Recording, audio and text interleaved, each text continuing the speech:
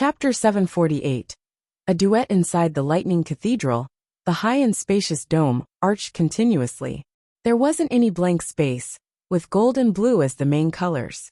It made anyone who walked beneath it subconsciously feel that the place was sacred and solemn, thus making them bow their heads.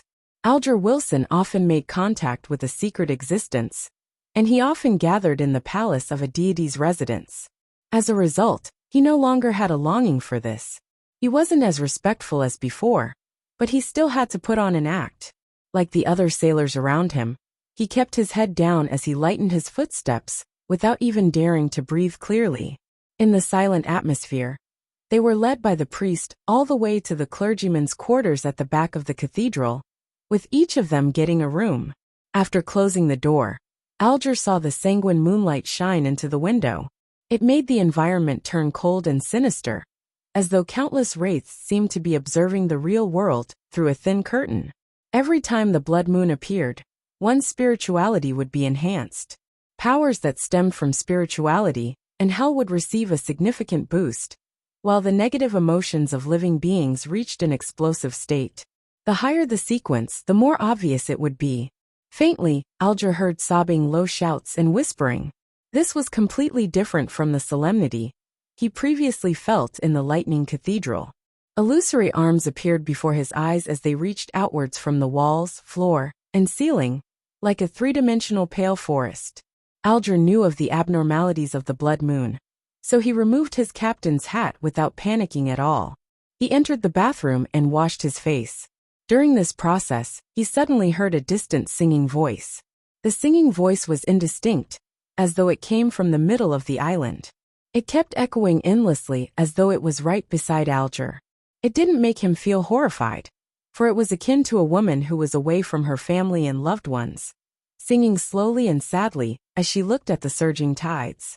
Alger pulled at a towel and wiped his face before cocking his head to listen. He gradually frowned as he took out a small iron box from his priest robe's inner robe and placed it close to his ear. In it was the ocean songster beyonder characteristic he had purchased from the world. He suspected that the residual mental imprint on it was temporarily enhanced by the blood moon. As the metal box came close, the singing by Alger's ears instantly became partially clear, melancholic, sorrowful, wistful, and painful.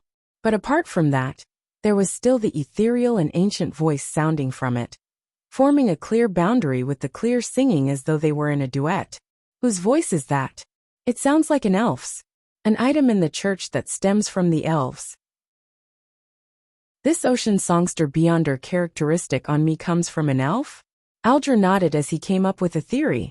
Due to them sharing the same sailor pathway, the Church of Storms had always been in search of elvish relics.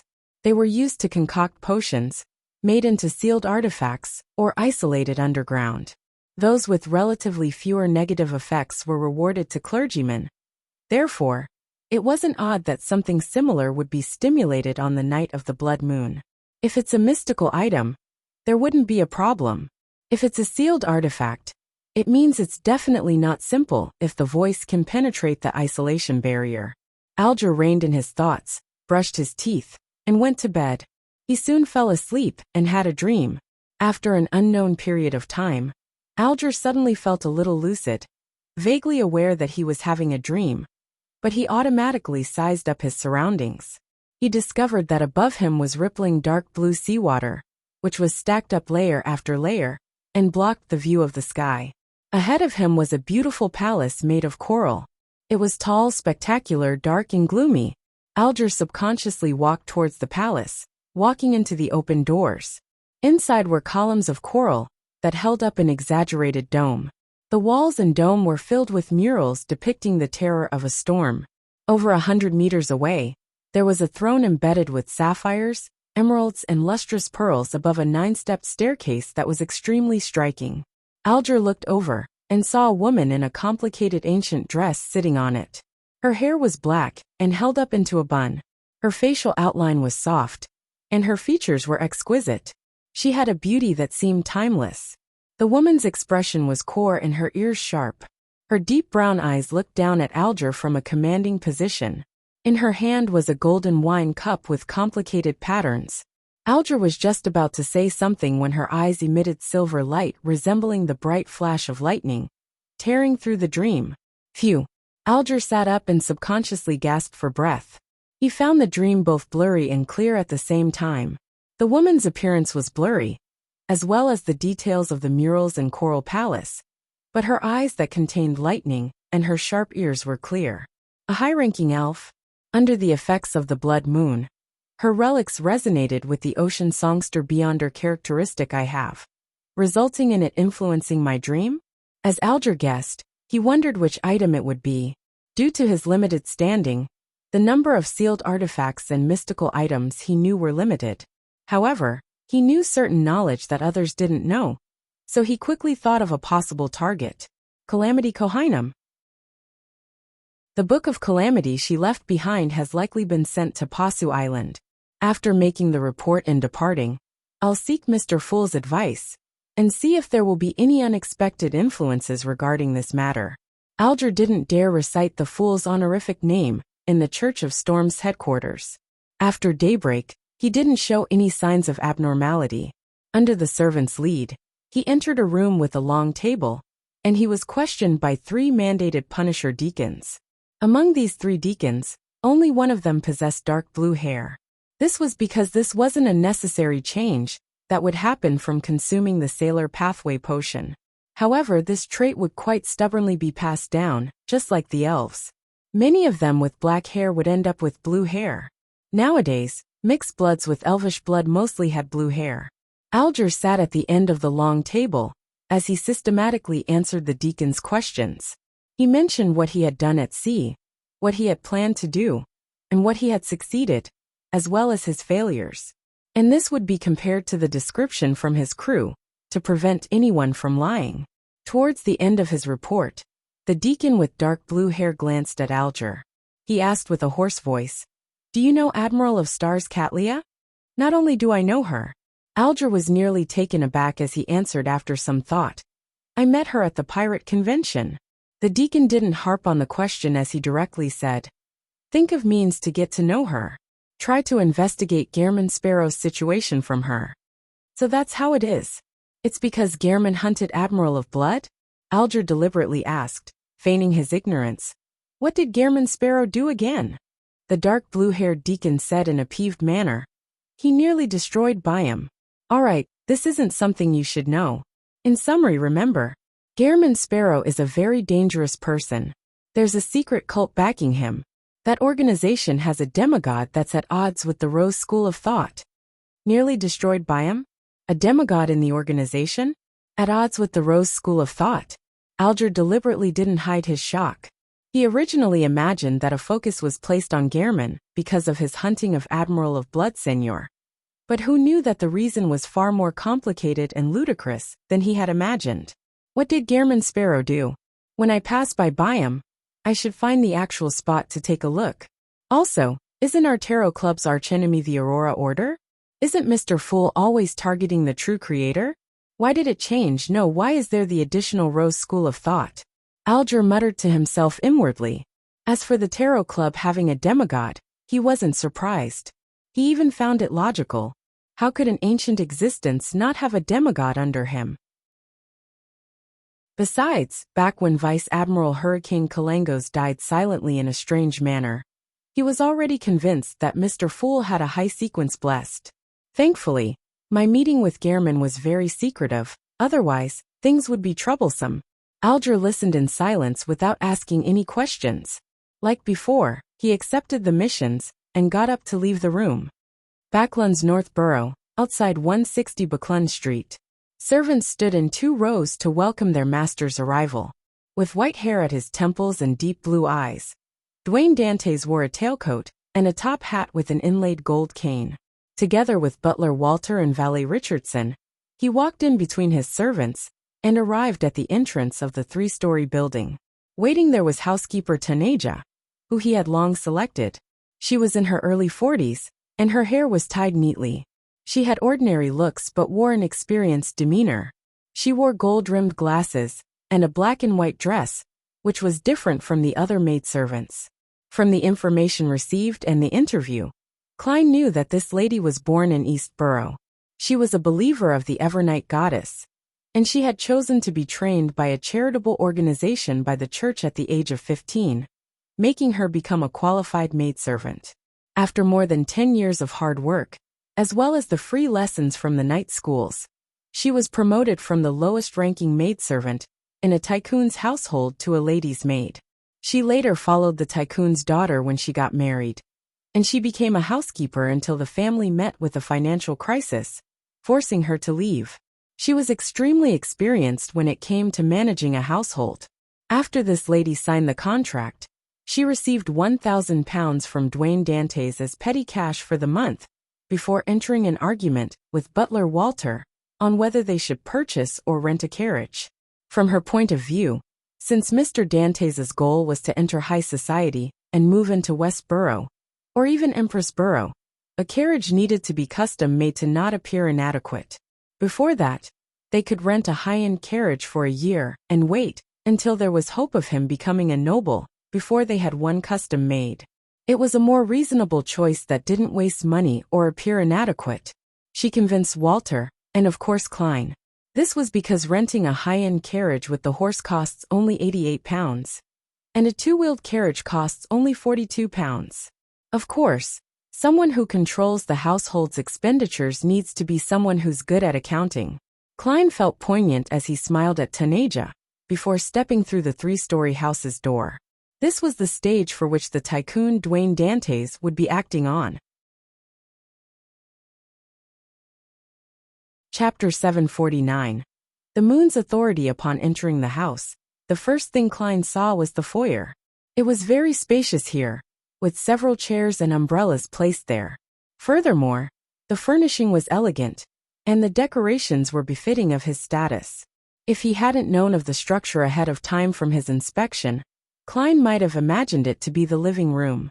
After passing through a second main door, the sight before his eyes opened up.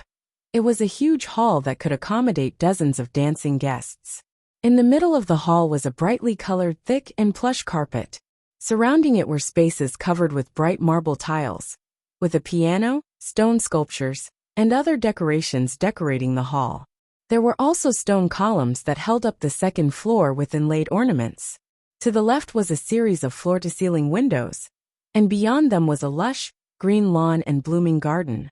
To the right were walls, wooden doors, and a corridor that led to the lounges, storerooms, washrooms, kitchen and butler's room, etc. The hall was 2 stories high, and there was a crystal chandelier hanging down from the ceiling. It instantly made one imagine what it would look like when night fell. Ahead of him were 2 staircases that led to the second floor. The winding corridor here was square in shape, and the emptied-out section in the middle happened to be where the carpeted hall was. All Klein needed to do was hold a cup of wine and stand behind the railings of the second floor, and he could leisurely take in the sights of a ball below. There were many rooms on the second floor. There was a living room, an activity room, a dining room, washrooms, a billiard room, and many bedrooms. If any guests needed to stay for the night, they would stay there. Similarly, on the second floor, there were 2 staircases that led to the third floor. That was where Dwayne Dantes stayed. There was an exaggerated master bedroom, with a bar counter-equipped open room that allowed one to sunbathe and enjoy the scenery. There was a study which could be deemed as a miniature library, as well as 2 changing rooms and small bedrooms for the valet and the maid on night duty. There were also rooms meant for the household members and bathrooms, but Klein was currently a single man. As for the other servants, they lived in a terrace house behind the main mansion. In another direction was the stable. The mansion's underground area was equally spacious with a huge storeroom and wine cellar. Taking off his coat, Klein stood on the balcony in the half-open room on the third floor with his back straight. He took in the sights of the surrounding streets and couldn't help but sigh inwardly. There really is a reason why it's so expensive. The rent of £315 really can't be considered a waste. He had already paid a year's rent yesterday afternoon, and he could only force himself to enjoy this place that he rented. Meanwhile, he had also directly paid Walter a year's salary of £115, as it was very possible that he would flee once he obtained the Antigonus family's notebook. He didn't want to affect his butler's livelihood. By the same logic, he had long paid housekeeper Taneja her annual salary of £42. It allowed this lady to realize how generous Mr. Dwayne Dantes was, as well as how mannered he was. Through the two head servants' negotiations and hard work, they hired all the servants. The annual salary of a male steward was £30. His valet Richardson was £35. The 2 footmen in charge of valeting guests and serving at the dining table each received £30. The 2 ladies' maids were £18 each. The 2 chambermaids were £12 each. And the 2 handymen were £12 each. Apart from them, the cook was £30. The assistant cook was £15.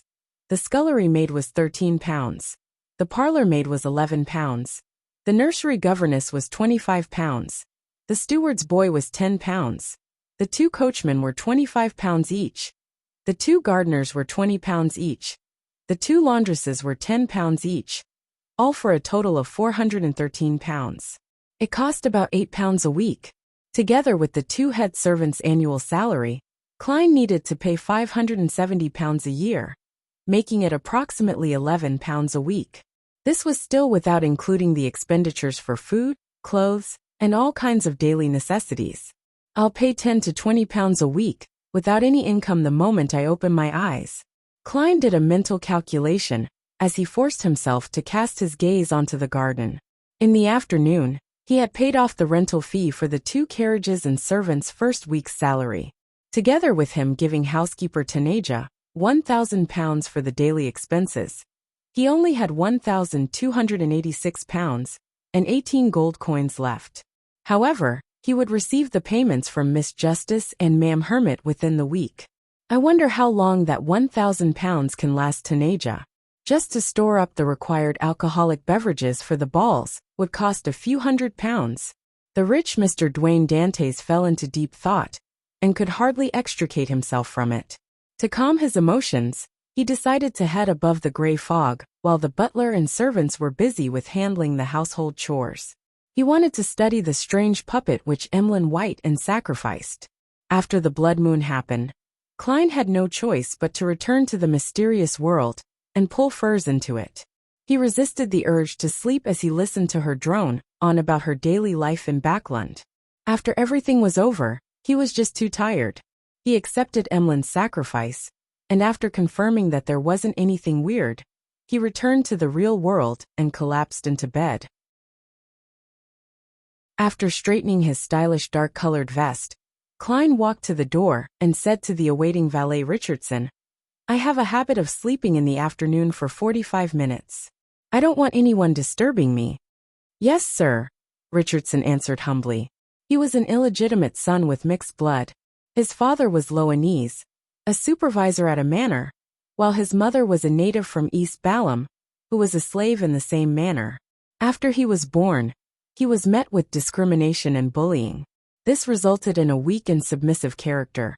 And because he was good-looking, he was suitable for valeting guests. He was selected by the manor's master to be a valet, before being brought to Backlund. After both houses of the Lone Kingdom had abolished slavery, he found himself out of a job. All he could do was seek the help of the City Family Servant Assistance Association.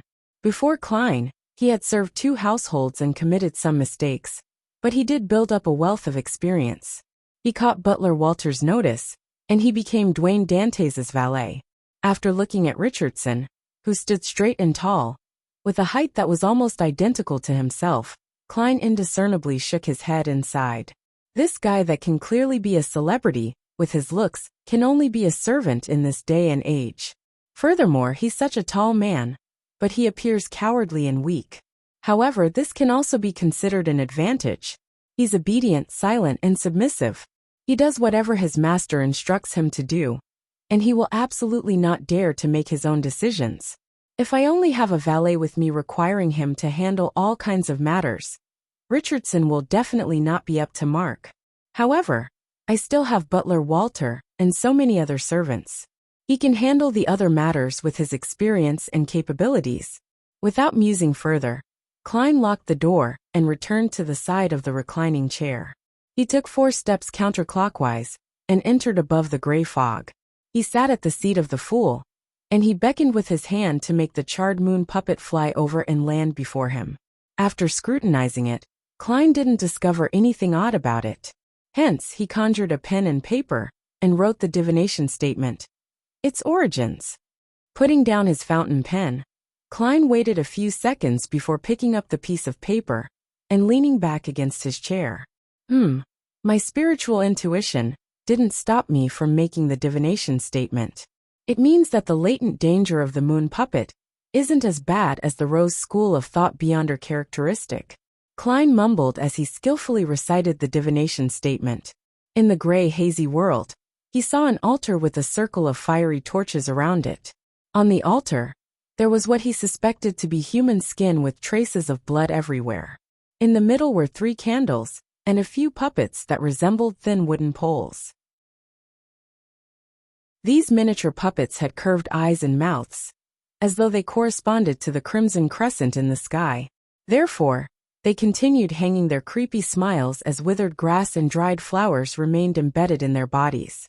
A priest in a dark red robe was circling the altar with heavy steps, as though he was dancing a dance created by an epileptic patient. At some point in time, moonlight gathered and shone on the puppet as it increased in brightness. Towards the end, it resembled the gentle ebbing of water waves.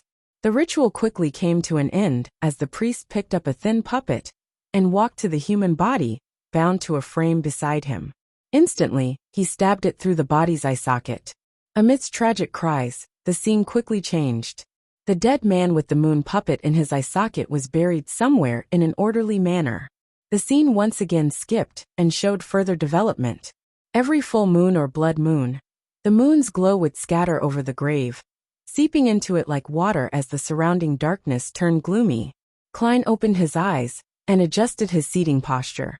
He had a general idea of the moon puppet's origins. It came from a prayer ritual to the primordial moon. It was a ritual lasting for centuries. Over the past few centuries, they had absorbed the powers of the crimson moon, mutating bit by bit until they were exhumed by the colonists. They usually didn't exhibit any oddity, and something only happened when a primordial moon believer activated them with the correct method. As for what would happen, Klein had no idea. In a particular sense, these primitives are equivalent to the primordial moon's chosen ones. Last night, after I smote one to death, that evil god was enraged, thus causing the blood moon. Klein gently tapped the mottled table's edge as he came to a preliminary judgment. The primordial moon's wrath directly changed the moon's phenomena, making it a blood moon. If this theory is right, it means that in the domain of the crimson moon, the goddess is inferior to the primordial moon. She might only have the title and name as she grasps a grade 0 sealed artifact. Klein nodded slightly as he attempted to divine the weaknesses of the moon puppet. This time he saw sunlight and lightning. This means that the beyonder powers in the sun domain and lightning from the storm domain are best at dealing with it. As Klein interpreted the information, he threw the moon puppet into the junk pile and returned to the real world. An hour later, Walter, who was wearing a starched suit and white gloves, knocked on the door. He bowed and said, "Sir, I'll be printing your name card in a while. They will be sent to the neighbors along with some gifts. They will take a few days to observe to determine your situation. If they're willing to accept you, they would send gifts and invite you to be their guests. Does your name card need a title added?" Title: The Fool That Doesn't Belong to This Era? Klein lampooned as he replied with a smile. Merchant Dwayne Dantes from Desi would suffice. Walter nodded and said, "Based on your wishes, I'll immediately arrange for you to have etiquette lessons. The focus will be on dancing, and I've hired a professional teacher." Chapter 750, Attraction? Having read many magazines, Klein knew that the social life he wanted to enter had many balls, so he wasn't surprised by Walter's suggestion. He said with a nod, "Okay." With that said, he looked sideways at his valet Richardson. "Prepare the carriage. I'll be heading over to St. Samuel Cathedral." Klein vividly remembered that his main goal was to act as a devout believer of the Evernight goddess, in order to get to know the corresponding clergyman, and from there he would find a way to sneak into Cheney's Gate. Therefore, he planned to pray at the cathedral whenever he had the time to express his sincerity and get to know the members of the clergy. "Yes, sir," Richardson answered politely. Before long, Klein boarded his rented luxurious four-wheeled carriage, decked out in a coat and a top hat. As he enjoyed the scenery on his journey, he sampled the black tea that was adorned with a slice of lemon. In fact, there was a tiny bar counter in the carriage, and in it, Butler Walter had specially prepared golden lanty, winter black rand, and other distilled liquor, as well as all kinds of red and white wine that came from Intis. However, Klein wasn't someone who enjoyed drinking. As a beyonder, he didn't like the feeling of being tipsy. It made him recall the feeling of losing control. Therefore, he used the excuse of him heading to the cathedral, so as to get his valet Richardson to prepare a pot of marquis black tea. "If it's possible, I would actually like a cup of sweet iced tea. It's something from the south," Klein said half-jokingly to Richardson. "I will prepare it next time," Richardson immediately replied. Klein chuckled and shook his head. "No, there's no need. That wouldn't appear decent. Once I'm more familiar with the neighbors and have hosted a Desi-style banquet, we can prepare some sweet iced tea. Haha, I believe their children will like it." When Richardson realized that he had mistaken his employer's intentions, he hurriedly said in a fluster, "I will keep it in mind." It only took 20 minutes to go from 160 Buckland Street to the St. Samuel Cathedral at Phelps Street on foot. If it wasn't because he needed to hire a coachman and rent a carriage to project an image befitting his status, Klein would rather walk over to digest his food and strengthen his body. Soon, the carriage stopped along the square outside the cathedral. Klein held his golden-laid cane, got out of the carriage, and stopped there to enjoy the pigeons' dance. After entering the cathedral and coming to the main prayer hall, he passed his top hat and cane to Richardson. He found a seat near the aisle and sat down. He lowered his head, clasped his hands, and seriously and silently prayed. Richardson sat behind him to his side, putting the items in place as he glanced at the dark sacred emblem on the altar. He then closed his eyes. In the serene atmosphere, Klein felt his spirituality lightly scatter.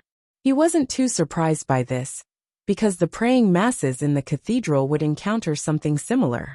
The tiny bits of spirituality that carried pious beliefs gathered together to provide power to the Chinese gate's seals underground. After an unknown period of time, his spiritual perception triggered as he opened his eyes and looked diagonally across him. Standing there was an elder dressed in a black clergyman robe. His hair was sparse, and his face looked pale. He resembled a dead man. From afar, he had a cold aura with a lacking expression. He blended in with the prayer hall's dark environment to a certain extent. A keeper. Klein made a judgment from a single glance. He closed his eyes again and continued praying. Of course, he had already remembered the man's facial features. Big nose, grayish-blue eyes, loose facial skin, and no facial hair. The elder dressed as a clergyman had sat down as well. He focused on praying to the goddess.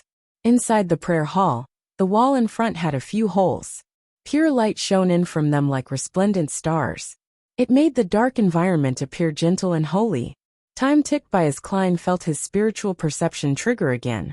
He carefully opened his eyes and saw that the black-robed keeper had left his seat and entered a passageway to the side that should lead to the back of the cathedral.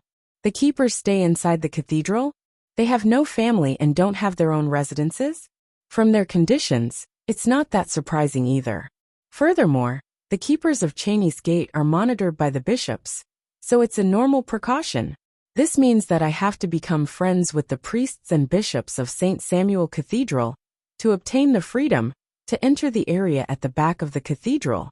Klein didn't sneak any more glances as he closed his eyes and considered various problems. After some time, he slowly got up and walked to the altar. Standing in front of the donation box, he took out £50 in cash and devoutly threw it in. This made the bishop and priest on duty look over. Their gaze turned friendly as they remembered his appearance. After doing that, Klein nodded gently at the clergyman, turned around, and walked down the aisle towards the exit. Richardson held his hat and cane and followed closely behind. Once out the prayer hall, He walked towards the main entrance alongside a series of intricate murals and colored pane windows that lined the top. At this point, a few figures walked in. Leading them was a middle-aged man with long sideburns and soft facial features. He wore a black trench coat without any gloves, nor did he carry a cane. Behind him was a young man dressed in a similar trench coat. He had black hair and green eyes, and he looked handsome with his randomly styled hair. He looked like he hadn't combed it after waking up in the morning. Klein was especially familiar with his looks and figure. It felt as though they hadn't seen each other for years. Leonard Mitchell. Klein's pupils constricted a little, but he didn't stop at all. He maintained his pace and stride, and he walked towards the few nighthawks in black trench coats. Yes, Klein was certain that they were nighthawks. When they met, he casually swept a gaze at Leonard and company before passing them and walking towards the main entrance. The main entrance was open, and the clouds outside were thin. There was plenty of sunlight and pigeons were flying. Leonard Mitchell glanced at the believers who walked past him out of boredom, and he retracted his gaze. He said with a sigh, "I hope we can stay in Backland for a few days this time to have a good rest." The case this time wasn't only dangerous and thrilling, but it also required us to be tense the entire time. His team of Red Gloves had just cracked a human skin-donning devil case, and they had captured 2 targets. This seemed easy on the surface, but it wasn't simple at all. They went through plenty of setbacks and tribulations before completing the mission with great difficulty. Every member was exhausted both in mind and body. Captain Soas shook his head with a smile. "This is the life of us Red Gloves.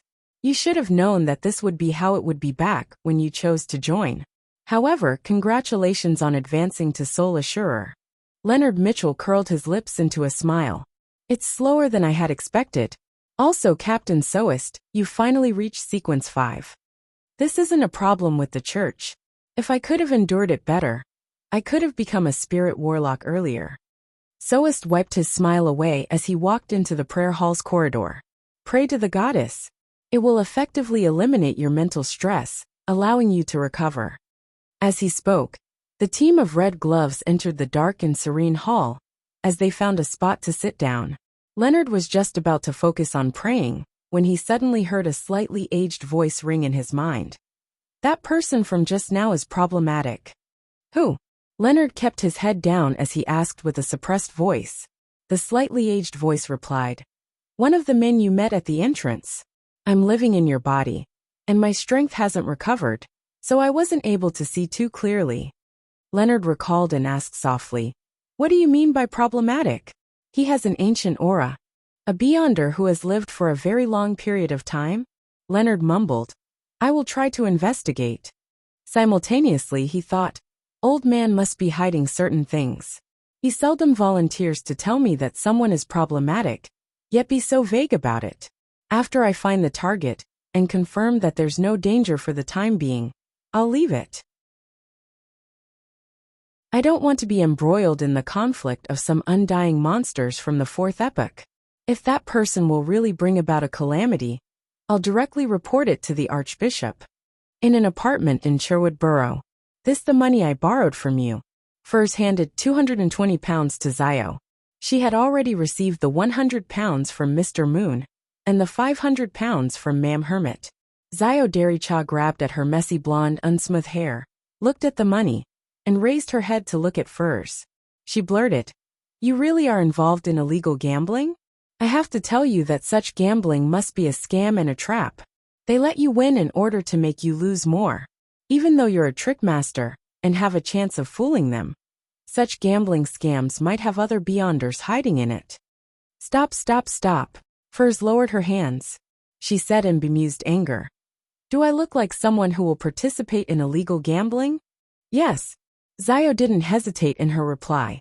"If I didn't stop you, you wouldn't just be smoking cigarettes. You'd even be smoking cannabis. That's because I needed to numb myself, due to the pain brought by the full moon's ravings. I no longer need to." Furs didn't debate with Zio as she directly explained, "I sold the mysticism knowledge I know at a Beyonder gathering." Haha, that person was very generous, and had paid several £100s. "Is that so?" Zio instantly threw the problem to the back of her mind and said, There's been a new Beyonder gathering that appeared recently in East Borough. I've been invited. A new Beyonder gathering? Furs was first taken aback, before feeling a sense of anticipation. According to her teacher, Dorian Gray, and Mr. Fool, she knew that Louis Veen was an oracle of the Aurora Order. His arrival in Backland was likely to replace the missing Mr. A, so as to rebuild the Aurora Order faction in this big city. Therefore, there was a solid chance that he had disguised himself to organize a new Beyonder gathering. Furs thought for a moment and said seemingly mindlessly to Zio, "Are you going to join it?" "Of course. I have to prepare the interrogator formula potion," Zio answered decisively. Furs nodded and covered her mouth to yawn. "Remember to bring me along when you have the privilege of inviting a new member."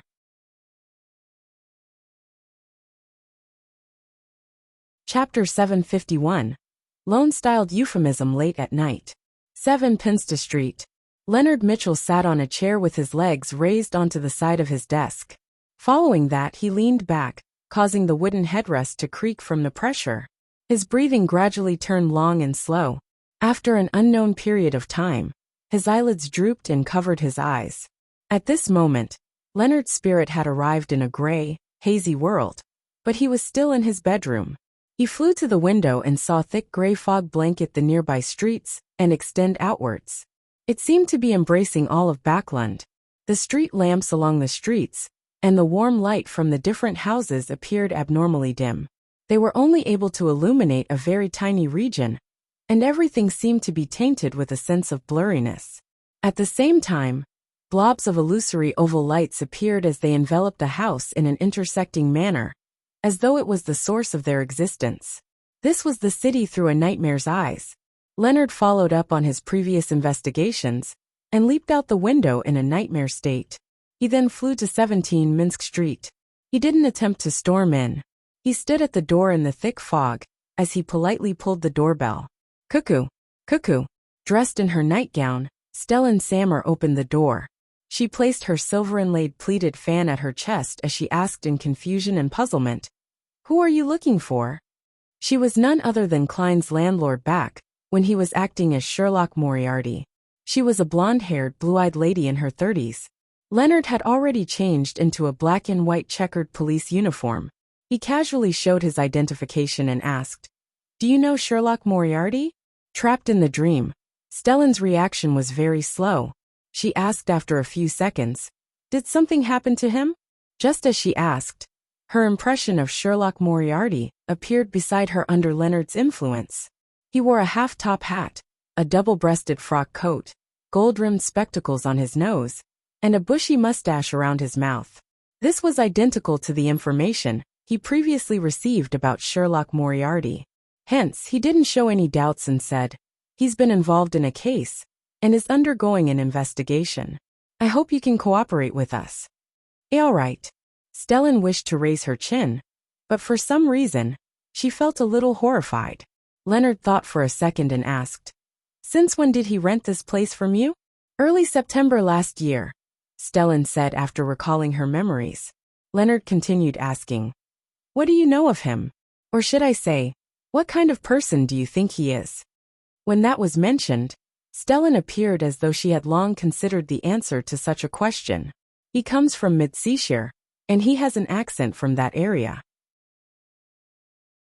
He's a very capable detective, and he once exposed the adultery which Mary's husband was undertaking. However, his income isn't too high. He doesn't even hire a full-time housemaid. All he can do is get my maid to help him part-time. My children tell me that he's good at telling stories, especially detective-related stories. This might be why he had chosen this profession." Without giving Leonard a chance to interrupt her, she droned on incessantly, "He's not as boorish like the typical detective. He went to grammar school and studied history. What leaves me most envious of all is how he obtained Mary's gratitude. He joined the Quelag Club, where its members are people with significant status. I've only been there a few times. Later, he apparently became famous in the detective circles, and private detectives often came to look for him." Leonard lost his patience listening to her drone on, as he couldn't help but rub his temples. He had failed to obtain any useful information from Mrs. Stellan. Apart from Sherlock Moriarty's poor financial situation, and him being good at telling detective stories, the rest was within the scope of what he had previously investigated. He even knew that Sherlock Moriarty had good ties with Isengard Stanton. Next, I'll investigate those from the Quelag Club, who have good relationships with Sherlock Moriarty. Once he patiently finished listening to Mrs. Stellan's droning, he immediately thanked her and left her dream. 160 Buckland Street. Inside Dwayne Dantes' mansion, in the hall that could accommodate more than 100 dancers, Klein was embracing a lady in her 30s as they danced. This was the etiquette teacher that Walter had hired. Her name was Wiana Heisen. She had a common name, but she wasn't ordinary at all. Her facial features were only above average, but her disposition was impeccable. Her every action was filled with charm. According to Walter's introduction, she was born in a baron's family. She received a good education from a young age, and later entered the palace. She had the job of court lady until she was married. As her family had declined, and her husband's financial situation was only ordinary, being a believer in the Evernight goddess prompted her to choose to become a private tutor in etiquette. She often went to the families of nobles and tycoons to teach their children. Although the butler didn't spell it out, Klein knew that he couldn't perform badly in front of this lady, or there was no way to save his reputation. The way members of high society asked about a person's situation was mainly through common acquaintances. And at times, the interaction between servants also mattered. With nimble footsteps and graceful moves, the black-haired Wiana nodded approvingly. Mr. Dantes, it's hard for me to imagine you not having learned these dance steps before. In less than half an hour, you're as skilled as a noble who received education on this from a young age. It's all thanks to your teachings. Klein gave a humble smile as he wore a warm, humble look. With the clown's balance, dancing was a very easy matter for him. Wiana lowered her head and chuckled softly. You're a gentleman who can really make a lady happy. She immediately raised her light brown eyes, and swept her gaze across Dwayne Dantes' silver sideburns and deep blue eyes. That's the best praise I've heard today, Klein replied with a smile. During this period, his feet kept moving as he spun Wiana gently around. Not far away, the hired quartet's melodious music echoed through the hall. He had the intention to have close ties with Wiana, not to improve his reputation, but because she was once a court lady. After Wiana corrected a minor mistake that Dwayne Dantes committed, she said, when inviting a lady to dance, it's not only a dance. You also need to converse. You can't be like two dolls unless both of you are so immersed in the dance and music's rhythm that you do not wish to speak. Of course, that's also a form of communication of the heart. When conversing, you must be euphemistic because this is loan, not intis. To put it simply, do not be direct and crude. You need to appear gentlemanly. Let me raise an example. If you wish to compliment a lady for her perfume, you can't directly tell her how nice it smells, nor ask what kind of perfume it is to praise her. You need to connect a more euphemistic meaning to it and mention that. Yes, you can say something like, it feels like I'm out in the spring meadows. Of course, this needs to match the traits of perfume. There's no literary feel. Shouldn't you say that the moon is beautiful, isn't it? Klein lampooned with a Japanese-styled euphemism, as he said with a self-deprecating smile. Thank you for not telling me that my praises weren't gentlemanly enough. Wahana's smile deepened. Mr. Dantes, do you know what kind of gentleman is very welcomed by women at social events? Pray do tell. Klein honestly shook his head. Wiana said without a change in her smile. The second most popular type are men who make women think that he's very intelligent. What about the first? Klein asked cooperatively. Wiana glanced at him and said, the most popular type are men who make women think that they are very intelligent. Upon saying that, she smiled and didn't say another word. Klein instantly understood. She was hiding her praise in between the lines. So this is loan-styled euphemism. It's not like intis where they just aim straight for the lower half of the body. That's what's written in papers and magazines. I've no way of confirming what real intis social events are like. Anyway, both countries often sully each other. The emperor's era does match that description though. Klein nodded in enlightenment. The 2-hour etiquette lesson ended in a harmonious mood.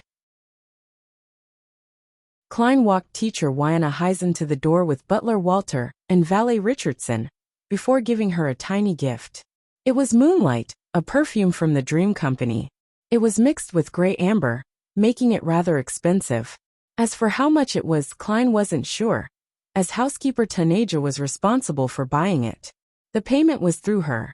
Only when the £1,000 was almost expended would she come to him with receipts and a list for him to vet so as to receive fresh funds. The reason why Klein knew the company and perfume was that his butler had informed him ahead of time. It was to prevent him from appearing insincere if Ma'am Wiana were to ask. From this detail, he had a deep understanding of the use of a good butler. Watching the satisfied Ma'am Wiana Heisen leave, Klein held back the urge to rub his temples as he sighed inwardly. This is more tiring than a beyonder battle. I have to constantly watch my actions and deliberate over my words. I need some rest. At that point, the white-gloved Walter took a step forward and said, "Sir, since you wish for your etiquette studies to progress faster, we can move the remaining lessons forward." What lessons? Klein felt a headache. History, international politics, philosophy, music, as well as general knowledge of sports like golf, racing, hunting, Walter answered meticulously. Philosophy? Klein asked in surprise. Walter nodded. It's one of the most common topics discussed in high society. You don't need to have very deep research into it, but you need to know what others are discussing. You need to know that the origins of philosophy stem from Kongsoka, Merdy, and Patterson, and not Emperor Roselle. You need to know that man was born free came from Lumi. When tycoons first enter high society, many of them often make mistakes in such aspects. They're used to attributing certain sentences and philosophical thoughts to Emperor Roselle. Klein felt his head ache the more he heard. He forcefully smiled and said, "I haven't got any matters to do recently, apart from my afternoon naps and heading to the cathedral. You can arrange the lessons to be at any time." In a dark room, a letter floated up and opened by itself before shaking the piece of paper. In her tiny bonnet, Sharon's figure was outlined. She grasped the letter and seriously read through it. She then wrote a reply and set up a ritual to summon Sherlock Moriarty's messenger. During this process, she didn't forget to prepare a gold coin. Soon, Sharon finished the incantation as she watched the candle flame burgeon and be tainted with a gloomy green color. Rionette Tinker, with the 4 blonde, red-eyed heads in hand, appeared out of the candlelight and appeared before Sharon. Sharon's eyes constricted as her doll-like face suddenly showed immense emotional fluctuations. She blurted out, "Teacher, haven't you already?"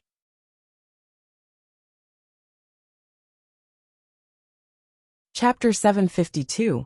Warning 160 Buckland Street. In the sunny study, the bookshelves were orderly arranged with a huge collection. At a glance, one appeared as though they had stepped into a private library. Klein sat on a high-back chair as he read the newspapers. He discovered that be it the Tussock Times or the Backland Daily Tribune, there was an additional advertisement in a striking spot.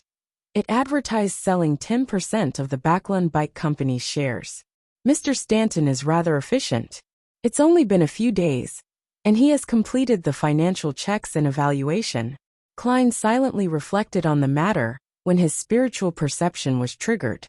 He quickly activated his spirit vision and saw Rionette Tinker walk out of the void. She still held the 4 blonde, red-eyed heads in her hand, with one of them having a letter in its mouth. It's likely a reply from Miss Sharon.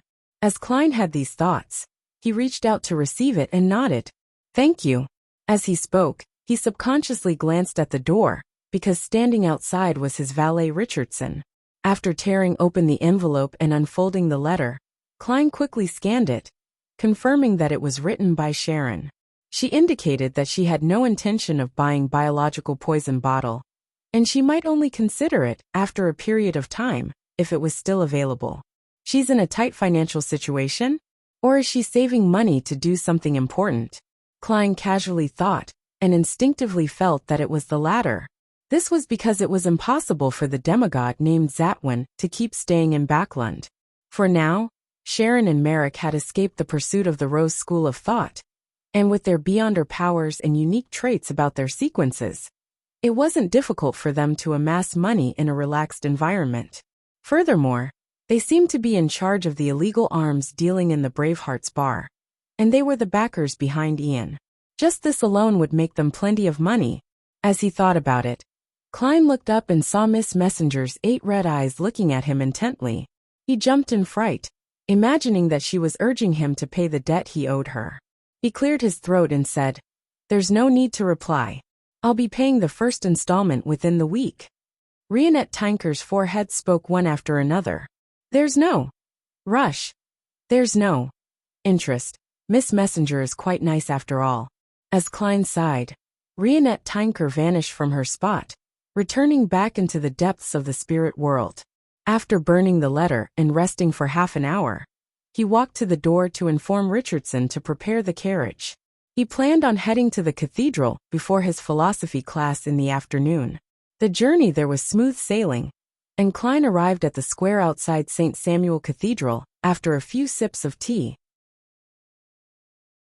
After gaining the serenity from taking in the sights of the pigeons, he strode towards the cathedral's main door, entered the prayer hall, and randomly found a pew to sit at. Like before, Richardson sat diagonally behind him with his master's hat and cane. As he emptied his mind during his prayers, Klein's spiritual perception was triggered once again. He instinctively opened his eyes and looked left.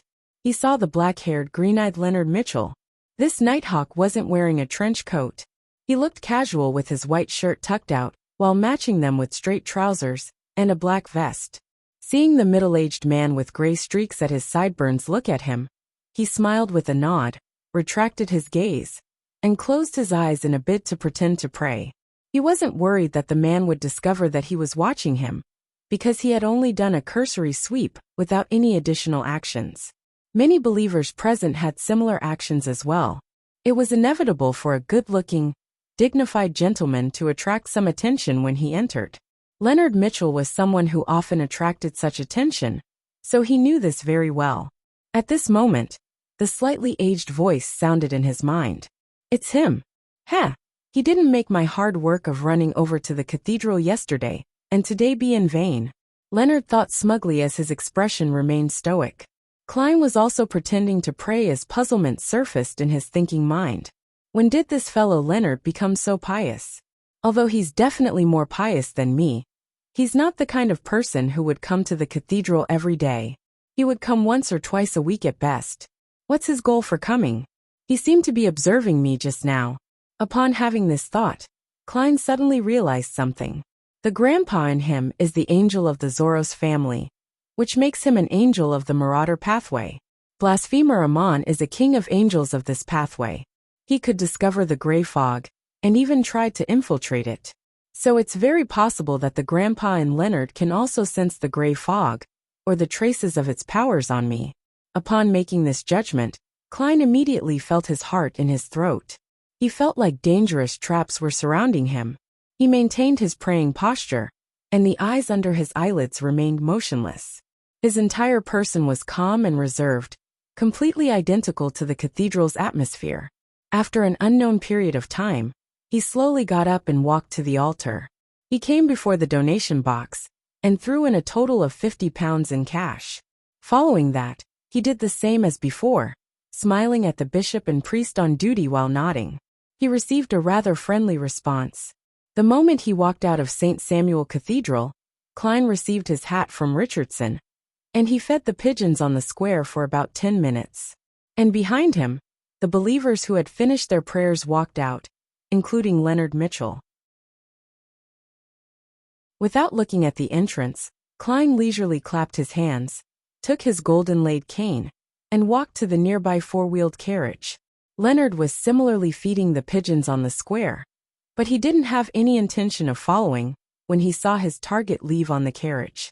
Since the person had an ancient aura, and that the parasite in him placed such importance on him, he obviously didn't dare to be careless.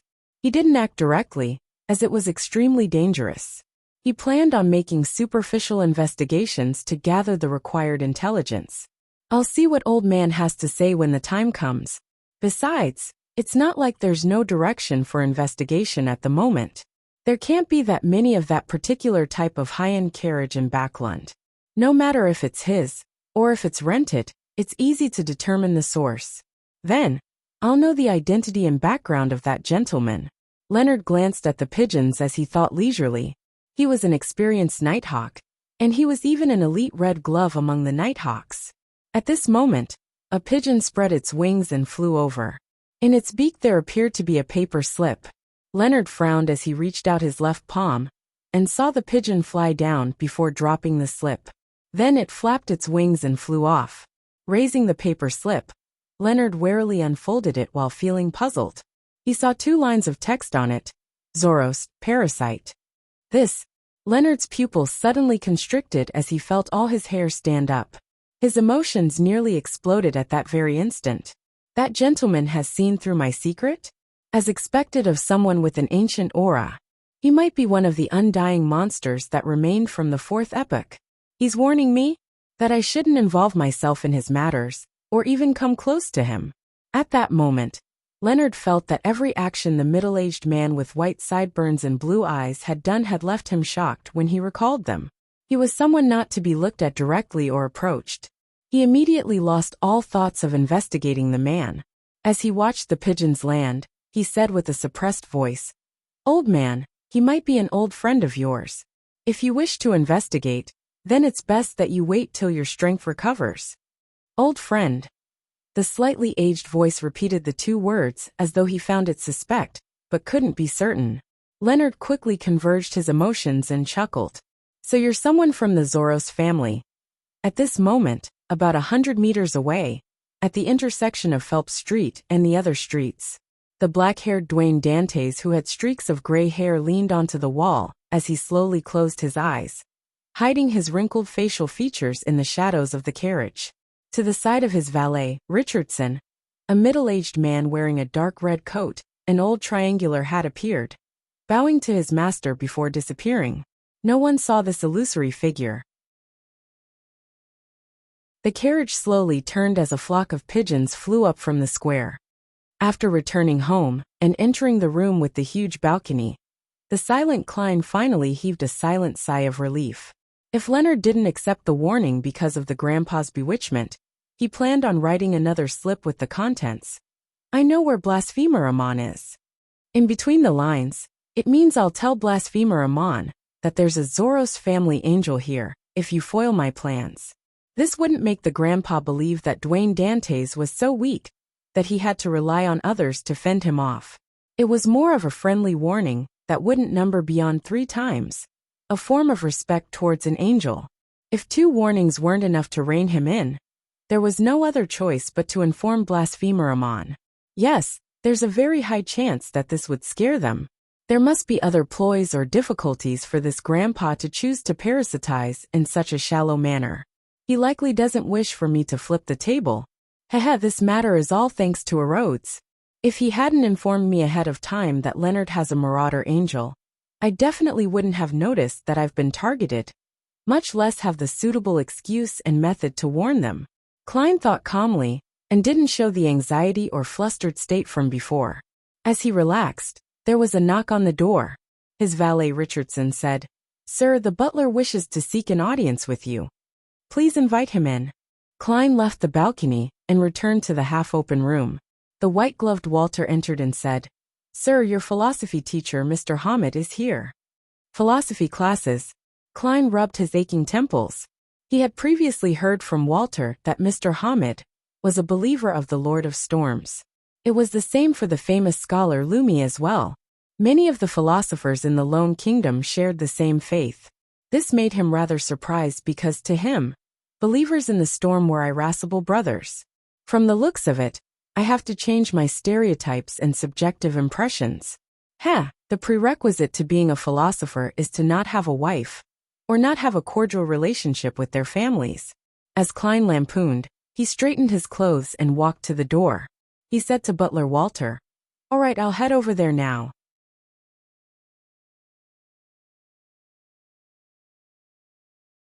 Chapter 753. Bishop visits after the philosophy class. Klein had a feeling as though he hadn't slept in 3 days. His mind was filled with names and concepts like skepticism, metaphysics, a priori and a posteriori, nominalism, Rousseau's socialism, existentialism, and positivism. If it wasn't because the original Klein had studied history, which included some mastery of philosophy, he doubted that he had the ability to last through the lesson. This wasn't his college lessons on Earth. They were one-to-one, making it impossible for him to sleep, daydream, or read novels on his cell phone when he didn't understand the content. Actually, Mr. Hamid was quite different from what I had imagined. He was humorous, candid, and extroverted. His lesson wasn't dull, making him unlike a philosophy teacher. He also doesn't possess the stereotypes of a Lord of Storms believer. Klein rubbed his temples, turned to leave, and walked to the staircase. He returned to the third floor as his valet Richardson followed him in silence. During this process, he discovered that his servants were busy with their own duties. None of them were lazing about, and they would only stop when their employer walked past. They would bow and greet him, clearly indicating how well-mannered they were. Taneja is very capable when it comes to the arrangement and management of household matters after all. Klein walked through the corridor on the third floor and walked to the half-open room. Before he walked in, Klein saw butler Walter hanging 2 double-barreled hunting rifles on the wall, making the interior have a raw and bold feeling. This was a decoration every tycoon's home had. It's very easy to get approved for a hunting license. A double-barreled hunting rifle is potent, enough to allow the servants to fend off any criminals who wish to burgle or kidnap me. After hanging the rifle up, Walter took 2 steps back and observed the hunting rifle. He then took out a golden pocket watch from his inner pocket. Pa! He opened the pocket watch and looked at the lid's interior. His stern, old-fashioned face softened significantly. Klein coughed gently to inform his butler before pushing open the ajar door and walked in. Walter closed the pocket watch, returned to his spot and bowed. Sir, we applied for 6 hunting licenses and bought 6 double-barreled hunting rifles and the corresponding canister cartridges. Klein had death knell hiding under his armpit, so he didn't mind it too much. All he did was nod as a form of acknowledgement. He then revealed a warm smile and asked as though having a casual chat. Back when I saw the information from the Family Servant Assistance Association, I noticed that you already have a wife and child. A butler was the assistant to the employer. He was a confidant that knew many matters. Therefore, establishing rapport with the butler was something every employer had to do. Klein didn't wish to be an exception. Furthermore, he remembered Rhodes mentioning that butler Walter could result in additional developments. Walter answered in all seriousness. Yes, back when I was a servant at the Viscount Conrad's manor, I had to have constant contact with a lady due to work. We began having feelings for each other, and under the goddess's watch, we walked down the aisle of marriage and ended up having a daughter. She's currently studying at a grammar school and wishes to pass the Backlund University's entrance exams. However, that's something to consider only 2 years later. Upon mentioning his wife and daughter, this unsmiling butler's tone unknowingly turned mellow. At present, all the churches were emphasizing the importance of family. It was to stem the stress and mental problems that arose due to the tide of technological progress. The only difference was that different churches emphasized different matters. For Evernight, men and women were equal as they helped one another in the family.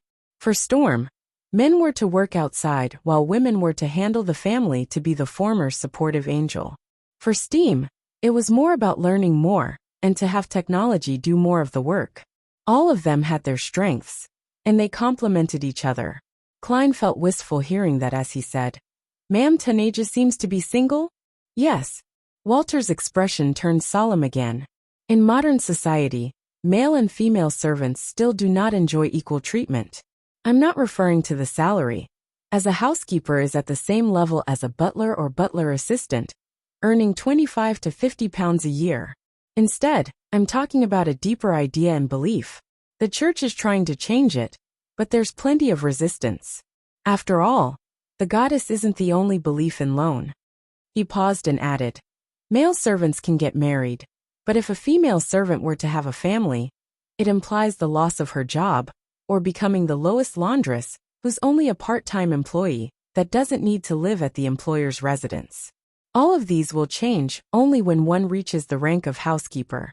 But this isn't something a young and inexperienced lady is qualified for. Klein didn't continue on the topic as he nodded gently. He then walked towards the reclining chair. At this moment, his gaze swept by the piled newspaper by the coffee table. His mind stirred as he paused, turned to the side and said to his butler, "I saw an advertisement on the papers regarding the sale of Backlund Bike Company shares. Find a professional lawyer and accountant to inquire about it to figure out the exact situation. Haha, I'm rather interested in this industry. If the price is right, I'll consider buying it." For a second, Klein thought of a problem. As a tycoon who had brought huge sums of money to Backlund to seek out better opportunities, it was impossible that he didn't pay attention to the sale of the Backlund Bike Company shares. Since he didn't know the prospects of this industry, he needed to hire people to gain a better understanding of it. Otherwise, it wouldn't fit his persona. Of course, I can also raise the price as a result, allowing me to sell those 10% shares at a higher price. Yes, I have to remember to just raise the price a little, and not be too greedy. If I were to keep raising the price, and it ends up back in my hands, I'll be crying. It would throw all my liquidity into it, and I won't be able to maintain my daily expenses. As Klein fantasized, he warned himself. Yes, sir. Walter didn't ask further as he directly agreed. At 4:35 p.m., Richardson knocked on the door and entered. He said to Dwayne Dantes, who was reading leisurely, "Sir, Mr. Maury Mocked and his wife, Ma'am Rihanna, as well as St. Samuel Cathedral's Bishop Electra, is here to pay you a visit." Maury Mocked, that House of Commons member of Parliament? Also, why would St. Samuel Cathedral's bishop be here as well? Klein thought and asked with a smile. Is there such a protocol? He had only attended 2 etiquette lessons, and knew that at his stage, visits wouldn't be that direct. People would first send their butlers or servants to hand over an invitation, or schedule a visit. Richardson habitually lowered his head and said, "Yes. It's because Mr. Butler informed the neighbors that you would be home in the afternoon for the next week, when he was delivering your name cards and gifts. Under such a situation, neighbors who received your name card and have heard about you will observe the corresponding details. Not only can they send their servants to invite you over, but they can also pass by on the excuse of being out on an afternoon stroll from 4 to 5 to make a semi-formal visit. Oh, the ladies will wear strolling attire. Otherwise, it wouldn't be decent enough. And you can also invite them to have afternoon tea with you." Klein walked to the door and allowed Richardson to retrieve his coat to help him wear it. He then asked, "Then why would Bishop Electra be here as well?" This was what he really cared about most. The first question was to lead up to it. Richardson answered as though he had prepared an answer. Bishop Electra was a guest at Member of Parliament Mock's house in the afternoon. They must have mentioned you while having a chat, and decided to pay a visit by strolling over. His hands weren't affected by his talking. He skillfully helped Dwayne Dantes adjust his attire. Klein tersely acknowledged, and after Richardson went forward to open the door, he walked out. Soon, he saw the 3 visitors in a small living room on the 2nd floor. Maury Mocked was a classic Loanese gentleman. He was in his 40s, and he had black hair and brown eyes. He had a deep outline with a receding hairline. His face was a little thin and long. He was formerly in the military, and had entered politics after being discharged. He started his career in Backlund, until he became a member of Parliament of the Kingdom's House of Commons. He was a believer of the Evernight goddess, and a member of the New Party. He was in support of improving the environment. His wife, Rihanna, was from a family of lawyers. She provided plenty of funding for her husband's political ambitions, and she was also a believer of the Evernight goddess. Electra wore a black, double-breasted clergyman's robe. He looked to be 40, and he had deep blue eyes and a thin face. He wasn't good-looking, but for some baffling reason he was pleasing to the eyes. Klein had once met this bishop when he was donating money into the donation box. Upon seeing Dwayne Dantes appear, Maury Mock took 2 steps forward and chuckled.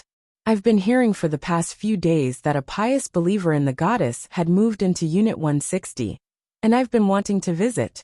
We happened to be taking a stroll today, and we took the liberty to visit. Please pardon us for our faux pas." Klein smiled and tapped his chest 4 times in a clockwise fashion. "At such times, the only thing we need to do is praise the lady." "Praise the lady." Electra and Rihanna nodded as they drew a crimson moon on their chests. After exchanging pleasantries, Klein invited his 3 guests to take a seat. A maid hurriedly delivered some tea and coffee. Housekeeper Tanaja had already asked each one of them what they wanted prior. "Mr. Dantes, I heard you're a merchant from Desi. I wonder what business you were previously engaged in?" Mori mocked asked casually before joking. "Your last name just makes me think of many things." He was referring to the protagonist's name of a particular best-selling novel written by Emperor Roselle. Klein smiled and humorously asked in return, "What kind of business does digging up treasure count as?" This was also related to the content of said best-selling novel. Without waiting for the Member of Parliament to answer him, he said the answer he had long fabricated. "I once had my own mine, but as you know, it will one day be mined out. Mining cities would also end up waning as a result." He was hinting that he was born in one of the resource-rich cities in Desi County. There, gangs were rampant, and there were many secret tycoons. If ordinary people were to attempt to investigate Dwayne Dantes' situation, it would take them at least half a year. Bishop Electra nodded in thought as he asked, "So, you chose to come to Backland to seek out new opportunities? May I know who proselytized you into the church?"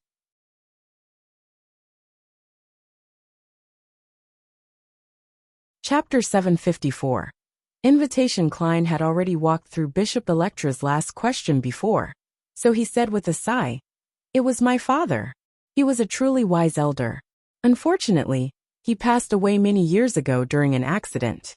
When he said that, he infused the original Klein's emotions of losing his parents, him being in an alternate world with no home to return to, as well as the scars that resulted from his time in Tianjin City. He sounded calm and wore a slight smile, but there was a sorrow that lasted forever that remained hidden deep inside. "I'm sorry for your loss." He must have entered the holy residence of the goddess, sleeping peacefully under her watch. Bishop Electra answered sincerely as he formed the sign of the crimson moon on his chest. Without waiting for Dwayne Dantes to respond, he looked at him and invited him. "There will be a moon mass the day after tomorrow for the deceased. It will help him sleep in the goddess's nation and receive eternal peace. I wonder if you're interested in participating?" The Church of the Evernight Goddess didn't have many festivals, and the most important one was Winter Gifts Day. The second most important was the Mass held during the full moon, also known as the Moon Massachusetts. The rest were just normal masses and prayers on weekends.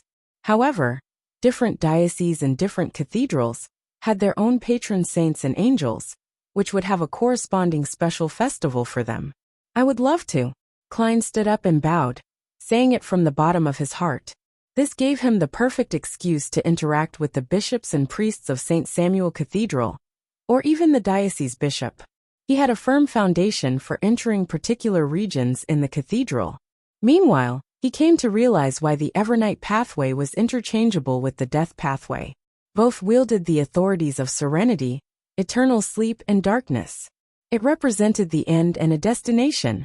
Following that, Mori didn't continue the topic regarding Dwayne Dantes' identity and background. It appeared as though he had only been asking in passing. He and his wife, Rihanna, began idly talking about their vacation experience in Desi Bay last year. Having filled the gaps on this by staying there for 2 days, Klein replied with a native tone, as he shared his thoughts on the Desi specialty, roasted fish. During this process, he also pretended to unintentionally mention his hunting activities while he was doing business in West Balam, and how he was extremely familiar with the primitive forest over there. This was to build up the necessary foundations for the second layer to Dwayne Dantes' identity. Furthermore, West Balam was different from East Balam. The colonial factions from Lone and Intis were on par, allowing for frequent conflicts. Even the actively controlled regions would experience changes from time to time. To investigate the activity trajectories of a merchant or adventurer wasn't easy at all. This was even more so the case when Dwayne Dantes was likely using a fake name. As for his hunting experience in West Balam's primitive forest, Klein didn't randomly fabricate stories, nor did he plagiarize articles from the magazines or newspapers. He used what the Fog Sea's strongest hunter, Anderson, had previously mentioned regarding his glorious deeds as a blueprint. He drew on the details and abandoned the main storyline. What he fabricated was partially true and fake as well. Upon hearing the thick anacondas, man-eating fishes, and flowers which could capture their own prey in the forests, Rihanna would let out gasps from time to time, looking afraid but also eager to know more. As for the Member of Parliament and Bishop, they were equally interested. They often had to force themselves to interrupt Dwayne Dantes' description to ask about the details. "You really are an excellent hunter. Back when I was serving in East Balam, I never had the chance to enter the forest. I never expected it to be this dangerous." After this extremely dignified middle-aged gentleman finished his tales, Morimoct picked up a tiny piece of velvet cake and praised sincerely, "I wish to invite you to go hunting if there's a chance in the future." As they conversed, a maid had delivered the afternoon tea pastries. A male servant served them from the side. Upon hearing Member of Parliament Mock's semi-serious invitation, Klein replied with a smile, "I'm already looking forward to it." After chatting a little more and discussing Backlund's pollution control, the three guests suggested they take their leave. As they had only acquainted themselves and weren't considered familiar with each other, Klein didn't retain them. He sent them to the door with his valet Richardson.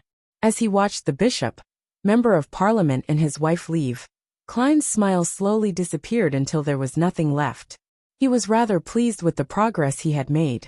Bishop Electra was directly related to the Church of the Evernight Goddess, which was the main goal for him to return to Backlund. Morimoct was a discharged soldier and a Member of Parliament at present. Without a doubt, he belonged to certain military officer clubs, and he would be beneficial to his continued investigation of the Great Smog of Backlund. Next up, I should slowly deepen our relationships. Klein returned to the small living room and saw that the maid had taken away the remaining pastries and tea. He originally planned on having a little more. Regardless of the other types of food, the pastries and desserts in Lone, especially Backlund, were outstanding. As for the cook which Dwayne Dantes had hired, he was skilled in that. Even Ma'am Rihanna was filled with praise about it. Klein also agreed from the bottom of his heart. Retracting his gaze, Klein didn't say a word as he steadily walked to the staircase that led to the third floor. Before dinner, Butler Walter finally returned to the house and briefed him on the situation regarding the 10% of Backlund Bike Company's shares. "Sir, we are lucky enough. Someone had hired a professional lawyer and accountant to investigate the situation of the Backlund Bike Company, and they had offered a price to the seller before the advertisements were published. But in subsequent negotiations, the price exceeded the buyer's expectations. He had no choice but to give up. This way, we don't have to wait for the investigation report. We can directly hire that original team." Klein nodded and asked without hiding anything, "What's the current bid?" The buyer that gave up had offered £6,000 with a bottom-line price of £7,000. The seller didn't divulge the situation about the other buyer. However, from the feedback from various channels, it's at least £8,000. £8,000. Not too bad. Should I raise it a little more? If I were to raise the price a little, and the other party just gives up, wouldn't it be awkward? Klein nodded slightly and said, "Give me the corresponding report. I'll consider it." After flipping through the report and having dinner to accentuate his extravagant but brilliant image as someone who did solid work, Klein turned his head to Richardson and said, "Prepare the two-wheel carriage. I'll be making a trip outside." He originally imagined that Richardson would ask him in surprise. A two-wheeled carriage didn't seem befitting enough, but to his surprise, his valet answered politely after flashing a curious look, "All right, sir." Submissive and never asking why. That's also considered an advantage. Klein sighed inwardly as he waited for Richardson to return to help him wear his coat. After getting on the two-wheeled carriage, he directly instructed, "Let's circle around the Backlund Bridge area and East Borough." Richardson still didn't ask about his master's motives, and just got the coachman to steer the horses carefully. As the carriage passed through Sherwood Borough, It arrived in the Backlund Bridge area, under the illumination of the street lamps. Klein didn't give a destination, and he only got the coachman to meander through the nearby streets. He leaned against the carriage wall, looking out at the streets. He saw pedestrians in old clothes, walking along with tired faces, as though they were in a rush to return home for dinner after a hard day's work. Occasionally, there would be the ringing of a bike passing by. They were fast as they shot into the distance. In comparison, the riders' expression appeared more lively than the pedestrians'. They seemed to beam with an indescribable sense of pride. It's an obvious difference in class.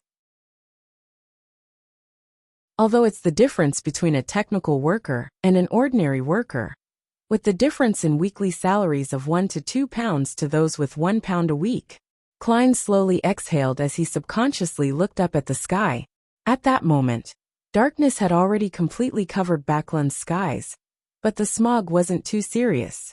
One could see through them and see the twinkling stars. After the Great Smog, the management of the environment is improving by the day. However, the situation with the lower-class workers in the East Borough hasn't significantly improved. Although their salaries might be higher, and their working hours have improved, due to the large number of people surging in, prices have risen across the board, reducing the effects of the salary hike. The improvement in working hours have just gone from 15 to 16 hours to 11 to 12 hours. They're just fixing the problems with the greatest problems. As for the other problems that didn't rear their ugly heads, they're neglected. Yes, the kingdom is still undergoing reforms. Many things haven't been straightened out. Klein watched as his thoughts drifted until the carriage left Sherwood Borough. On the future, Admiral of Stars Catlia stood behind the windows in the captain's cabin, watching frankly pushing wooden barrels into the shadows. He was putting unknown things into it before closing the lid. He's recently been researching the growth of plants in dark environments. Why did he suddenly become normal? Catlia frowned with suspicion, often worrying that Frank Lee would create some huge invention. I'll get Nina to ask later. Just as she had this thought, her spiritual perception was triggered. She turned her head to see a letter on her desk. As a faint smile curled on her lips without her realizing it, Catlia walked over, tore open the envelope, and unfolded the letter. She quickly read through it. There are 2 Obninsks that do not belong to the Church of Storms swimming north from Sonia Island towards the Abyss Maelstrom. Find the direct descendant of Abraham family. You did well. Abyss Maelstrom was the name of a dangerous area at sea, and not the Abyss. Abraham family, Catlia thought for a moment, and without any clues, she planned on asking at the next tarot gathering. The next morning, after divining again if he should raise the price again, Klein said to butler Walter, "Hire that team and continue the negotiation. My bottom line is £9,000.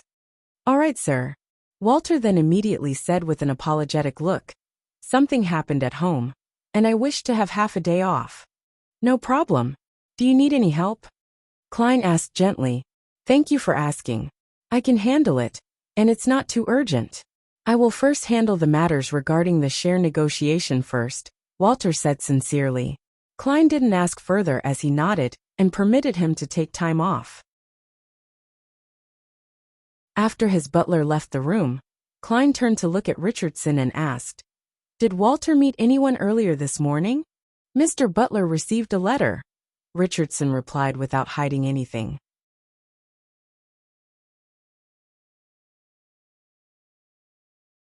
Chapter 755. Switchboard receptionist. He received a letter? Didn't he say that something happened at home? Walter's family lives in Backlund, so if there really is anything wrong, then they can directly come over via public carriage or a rental carriage. Wouldn't that be faster than sending a message by mail? With his salary and land in the countryside, he can definitely afford it. Klein nodded without a word as though he had just asked in passing. He slowly returned to the reclining chair, sat down, and began to seriously read the papers. Upon seeing this, Richardson didn't say a thing as he silently retreated out of the room and quietly closed the wooden door. After hearing the light click, Klein cast his gaze away from the papers and towards the door. He thought, "I've discovered another advantage of Richardson. He enjoys observing his surroundings, and he's able to notice information of value. back when Bishop Electra was a guest at Member of Parliament Morimak's place. He was the first one to notice it from the balcony. However, this is different from a spectator. The focus is more on the event rather than the details. Walter's matter seems a little abnormal. Could this be the additional development Erodes mentioned? Regardless, I'll first divine the matter. I don't want danger to come to me without me realizing it. With this in mind, Klein immediately entered the bathroom, took 4 steps counterclockwise, and arrived above the gray fog. Every time he appeared as the fool, his inner shell beneath the gray fog would wear Klein Moretti's appearance. It wouldn't overlap with Sherlock Moriarty, Gairman Sparrow, or Dwayne Dante's. Due to the lack of necessary information, he could only divine about any danger that targeted himself. Therefore, he didn't use dream divination. He removed the spirit pendulum around his wrist and wrote the corresponding divination statement. Walter's abnormality will bring me danger. Holding the spirit pendulum in his left hand, Klein closed his eyes and entered cogitation as he muttered the sentence he had just said. After repeating it 7 times, he opened his eyes and saw the topaz spinning counterclockwise at a rather ordinary speed and amplitude. This also meant that Walter's abnormality wouldn't bring him any danger. But this can only mean that I might not encounter any dangerous trouble through this problem. In addition, there's also another possibility. The danger depends on whether I make the appropriate choice. If I were to rashly get myself involved, something that isn't dangerous might become dangerous. Klein interpreted the matter with his rich experience. Just as he put this matter on hold, he suddenly saw the crimson star that represented the hermit coruscate as it burgeoned and shrank. Does this mean that the payment for Scales of Luck is here? Klein was delighted as he immediately emanated his spirituality. He was left disappointed because Katlia was only requesting Mr. Fool to pass on a message to the hanged man. She didn't mention when she would close the deal with the world. There are Obninsks at the Abyss Maelstrom north of Sonia Island? Mr. Hanged Man is pretty lucky. At least he isn't like me, needing to enter the ruins of the battlefield of gods. Of course, Obninsks can be dangerous as well. It's not easy to use one for a ritual. Mr. Hanged Man might even need sea gods' help. Ma'am Hermit's request is actually to help find the direct descendants of the Abraham family. This means that Queen Mystic is rather aware of Mr. Door's origins. The Emperor had mentioned it to her. Klein began making connections from Katlia's words as he threw the corresponding image to the crimson star representing the hanged man. At this moment, Alger Wilson had just finished his reports and had passed the examination, allowing him to return to the Blue Avenger. When he saw the endless gray fog and heard the hermit's words, he walked to the captain's cabin with a deadpan expression, keeping his pace normal. Upon entering the room and closing the door, he came in front of an alcohol cabinet, took a bottle of Lanty Proof, the most beloved drink of pirates, and poured half a cup. Alger immediately held the cup to his mouth and downed it like it was water. During this process, he kept his eyes half closed as though he was completely immersed in his own world. After drinking half a cup of Lanty Proof, Alger put down the cup, wiped his mouth and chuckled. Abraham family's direct descendant? This might be very difficult for others, with almost 0 clues, but I can ask Miss Magician. Her teacher is one. Haha, Admiral of Stars still isn't aware of it yet. He quickly reined in his emotions and paced about, finally giving up on his idea, and responded frankly to Katlia's request. Admiral of Stars won't only ask for my help. At the tarot gathering next week, she might announce this mission to everyone. And the others know that Miss Magician's teacher is a member of the Abraham family. There's no point lying about matters that can be easily exposed. I shouldn't jeopardize the possible transactions in the future, just for some petty gains. At times, honesty is the best policy. Alger stopped walking as he reverently bowed his head and recited Mr. Fool's honorific name. Please inform Ma'am Hermit that she can directly ask Miss Magician for clues regarding the direct descendants of the Abraham family. After settling the request by Admiral of Stars, Alger took the initiative to mention his encounter during the night of the blood moon. And he inquired to Mr. Fool about whether the item that resonated with the ocean songster's beyonder characteristic was the Book of Calamity, and if the female holding the golden cup in the Coral Palace was Kohainam. something like that happened. Queen of Calamity might really not be completely dead. It's likely that she had split her Beyonder characteristic, splitting them into the Book of Calamity and the one in the undersea ruin. Yes, there might even be a third or fourth portion, but I've no idea where they are. Klein confirmed without any hesitation that the elf was Queen of Calamity Kohainum. This wasn't based on intuition, but a logical inference. He had once obtained the golden cup that elf Queen Kohainum loved, and a similar vessel had appeared in the dream. Elvish songster Ciadas knew of Queen of Calamity's daily trivialities, and she had quite a strong relationship with the angel, which strongly implied that she was an elf that attended to Kohainum.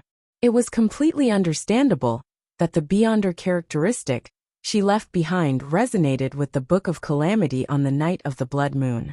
With this in mind, Klein suddenly recalled a matter. He had given Kohainum's beloved golden cup to Vice Admiral Iceberg Edwina for her to bury in Ciadas's tomb. If Queen of Calamity really isn't completely dead, will the golden cup cause any form of mutation to the corpses of any elves close to her? Klein did a count of the time, and he discovered that he couldn't be certain if the golden dream had reached Sonia Island. After some thought, he calmly replied to the hanged man, "That's right." Following that, he forwarded the message to the Crimson Star, representing the Hermit. After doing all of this, Klein conjured the world Gehrman Sparrow and made him pray. "Honorable Mr. Fool, please tell Danitz to pass on a message to Vice Admiral Iceberg Edwina Edwards about the existence of any abnormalities between elvish songster Ciadas's corpse and the golden cup." Phew.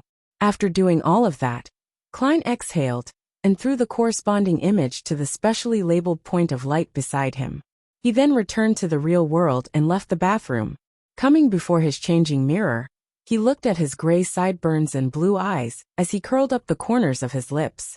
He knew that he had returned from being Mr. Fool to the mysterious merchant, Dwayne Dantes. By him, inside a primitive forest, Danitz, who was having a feast in a particular base of the resistance, suddenly trembled as he nearly choked on the liquid in his mouth. Although this wasn't the first time he was receiving an answer from the mighty Fool, he still felt apprehensive and afraid. After he identified the figure and heard his words, he heaved a sigh of relief and knew that Gehrman Sparrow was getting him to do something. "As captain? That's simple. The Golden Dream will be picking me up in a few days." Hee. Gehrman Sparrow isn't crazy, and he's even very sincere and reverent before the mighty Fool. Danitz quickly relaxed as he leisurely thought. Meanwhile on the future, Katlia, who had received a response that surprised her, muttered in silence, "Directly ask Miss Magician." Yes, she seems to be a Beyonder of the apprentice pathway. She's actually related to the Abraham family? As I expected, she's not simple. Katlia considered a moment and decided if she ought to give the hanged man a new mission, because she wasn't too sure if Miss Magician was willing to divulge clues to the Abraham family. Walter returned to 160 Buckland Street in the afternoon, with a normal expression like before. He had apparently resolved everything easily. Klein didn't ask. He felt that their relationship hadn't reached a point in which his butler could be totally frank with him. Furthermore, the problem hadn't fully blown up before him in a way that couldn't be hidden. Time quickly passed as he had his lessons. The next evening, with the arrival of the full moon, Klein brought along Richardson and rode his high-end carriage to St. Samuel Cathedral for the moon, Massachusetts. He wasn't worried about the donation that would happen, because Miss Justice had paid him £1,000. He now had £2,186, so it wasn't too difficult for him to donate a few £100s. It's only not too difficult. Klein sighed inwardly as he looked at the bell tower outside, left the carriage, walked across the square, and stepped into St. Samuel Cathedral.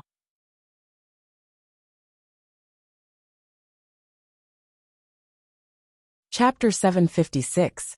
Grand Mass. After waiting nearly 10 minutes outside the prayer hall, Klein and the other believers who were here to join the moon mass entered under the priest's lead. In the dark and serene atmosphere, they heard uniform and ethereal chanting.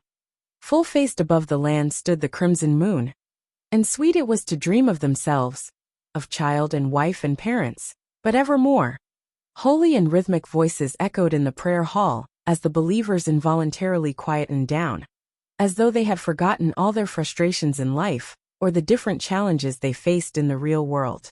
Under the guidance of a few priests, they found their seats. In front of the altar, Bishop Electra, who was in charge of celebrating the Mass, held the revelation of Evernight and began preaching. As this segment came to an end, the priests held up water and bread, and they began handing them out to Klein and company. This was the loving grace of Evernight, food that people both alive and dead could share. Having not had dinner, Klein naturally didn't waste the bread of average quality and the water in the cup. Then, he saw candles light up on the altar, and under the darkness, they appeared like stars in the night sky, emitting light and warmth that eased one's heart. At that moment, Bishop Electra led the few priests and everyone in the choir to chant in unison. We look upward into the night sky. We tenderly say her name. Evernight Goddess. We know no other words except Evernight Goddess. May the goddess draw out from the angel chorus, with the silence sweet to gather, and hold both within her right hand which is gentle. Goddess. If she heard us, she would surely agree, smiling with purity at the dead. Come, rest and sleep well, my children. The empty voice filled with holiness drilled into every believer's ears. It felt as though all the spirits present were resonating in unison. As a sequence 5 beyonder, Klein felt as though his soul body was being cleansed as his spirituality naturally flowed out in comfort. Following that, a tranquil darkness seemed to appear before his eyes, a darkness without any sound. In the darkness, corpses lay there, their faces calm and at peace, as though they weren't dead and were actually in a deep sleep. Klein calmly traversed the darkness in a staid manner when he suddenly stopped and looked diagonally ahead. At a spot where moonflowers were silently blooming, there were a few people sleeping. They were the hatless Dunn Smith in a trench coat, old Neil, who still wore his black classic robe, and the short Kenley, who worked hard to save up money. They closed their eyes in a relaxed manner, as a faint smile appeared to show on their lips. Around them were erected tombs, each of them having the same word written on them: Guardian. Klein instantly closed his eyes as a holy and ethereal voice resounded by his ears. Cross your hands humbly, over your breast, make the silent prayer, and shout from the bottom of your heart. The only escape is tranquility. Klein lowered his head, closed his eyes, and raised his hands up before crossing them before his chest. He then repeated silently, the only escape is tranquility. The only escape is tranquility. This repeated again and again until the prayer hall reached a state of extreme silence. Only then did Klein open his eyes again and rub the corners of his eyes. He slowly exhaled and glanced around him. With the light from the candles, he discovered that most of the believers were covered in tears without realizing it. Even his valet Richardson was constantly tearing up without wiping his tears. The moon mass is akin to a ritual with beyonder powers involved. Its effect is likely to make everyone's spirit resonate, allowing different people to see the deceased who they share deep relationships in the darkness. It relieves one's grief in order to obtain tranquility. Yes, this isn't an abnormality that's targeted at beyonders, so I can be at ease. To ordinary people, this might be an illusory outlet that's instantaneous. They would only believe that it's a result of the goddess's greatness, and not some extraordinary powers. Sequence 5 beyonders of the Evernight pathway seemed to gain a significant enhancement in their control of spirits. Klein withdrew his gaze as he made a judgment. Right on the heels of that, he recalled the darkness and the deceased that lay amidst the moonflowers. Closing his eyes, Klein allowed his thoughts to drift. That dark plain filled with moonflowers, night vanilla, and slumber flowers is a manifestation of the goddess's divine kingdom? What does the source of danger in the nighttime inside that battle of the gods' ruin correspond to then? Klein gradually outlined the cold darkness and the fog that enveloped the sea on the eastern front of the Sonia Sea.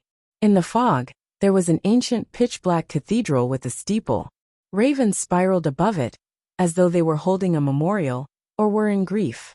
And around the cathedral were ordinary residents, simple wood huts, grayish-white mills, and indistinct figures. Logically speaking, This foggy scene that's intricately tied to the night and dreams should be formed from the aura left behind when the goddess slayed Annihilation demonic wolf.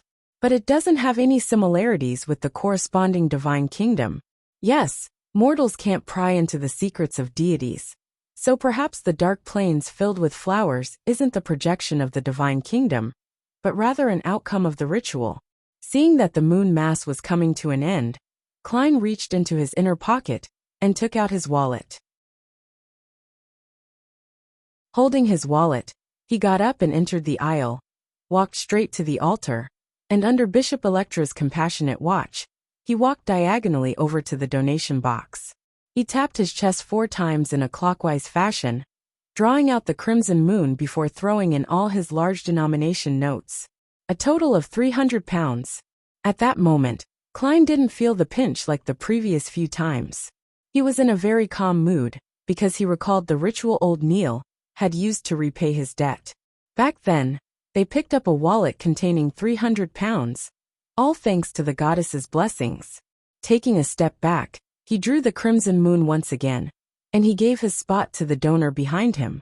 At that moment, Bishop Electra walked over and said as he drew the crimson moon, "May the goddess bless you. May the goddess know about it. What I wish for now is to receive some teachings," Klein replied with a smile. Bishop Electra glanced at the prayer hall's side door and said, "If you don't mind waiting 15 minutes, I can explain the Bible to you in the library." "I would love that," Klein said with a warm smile. Bishop Electra immediately got a priest to lead Dwayne Dantes and his servant out the prayer hall through a side door, as they circled around a spiral staircase to the nearby library. There was a huge bookshelf here, and on it were various books from the Church of the Evernight Goddess. There were tables and chairs lining the sides for priests and bishops to study and preach to the believers. 12 minutes later, Bishop Electra entered the library with a calming smile and saw Dwayne Dantes with his white sideburns standing in front of a bookshelf, flipping through a book with great focus. He exuded the vibes of a scholar. "What are you reading?" he asked with a smile. Klein snapped the book together and said with a self-deprecating smile, "The Revelation of Evernight. To be frank, although I'm a pious believer of the goddess, I've never had the time to seriously sit down and read the Bible due to my busy life."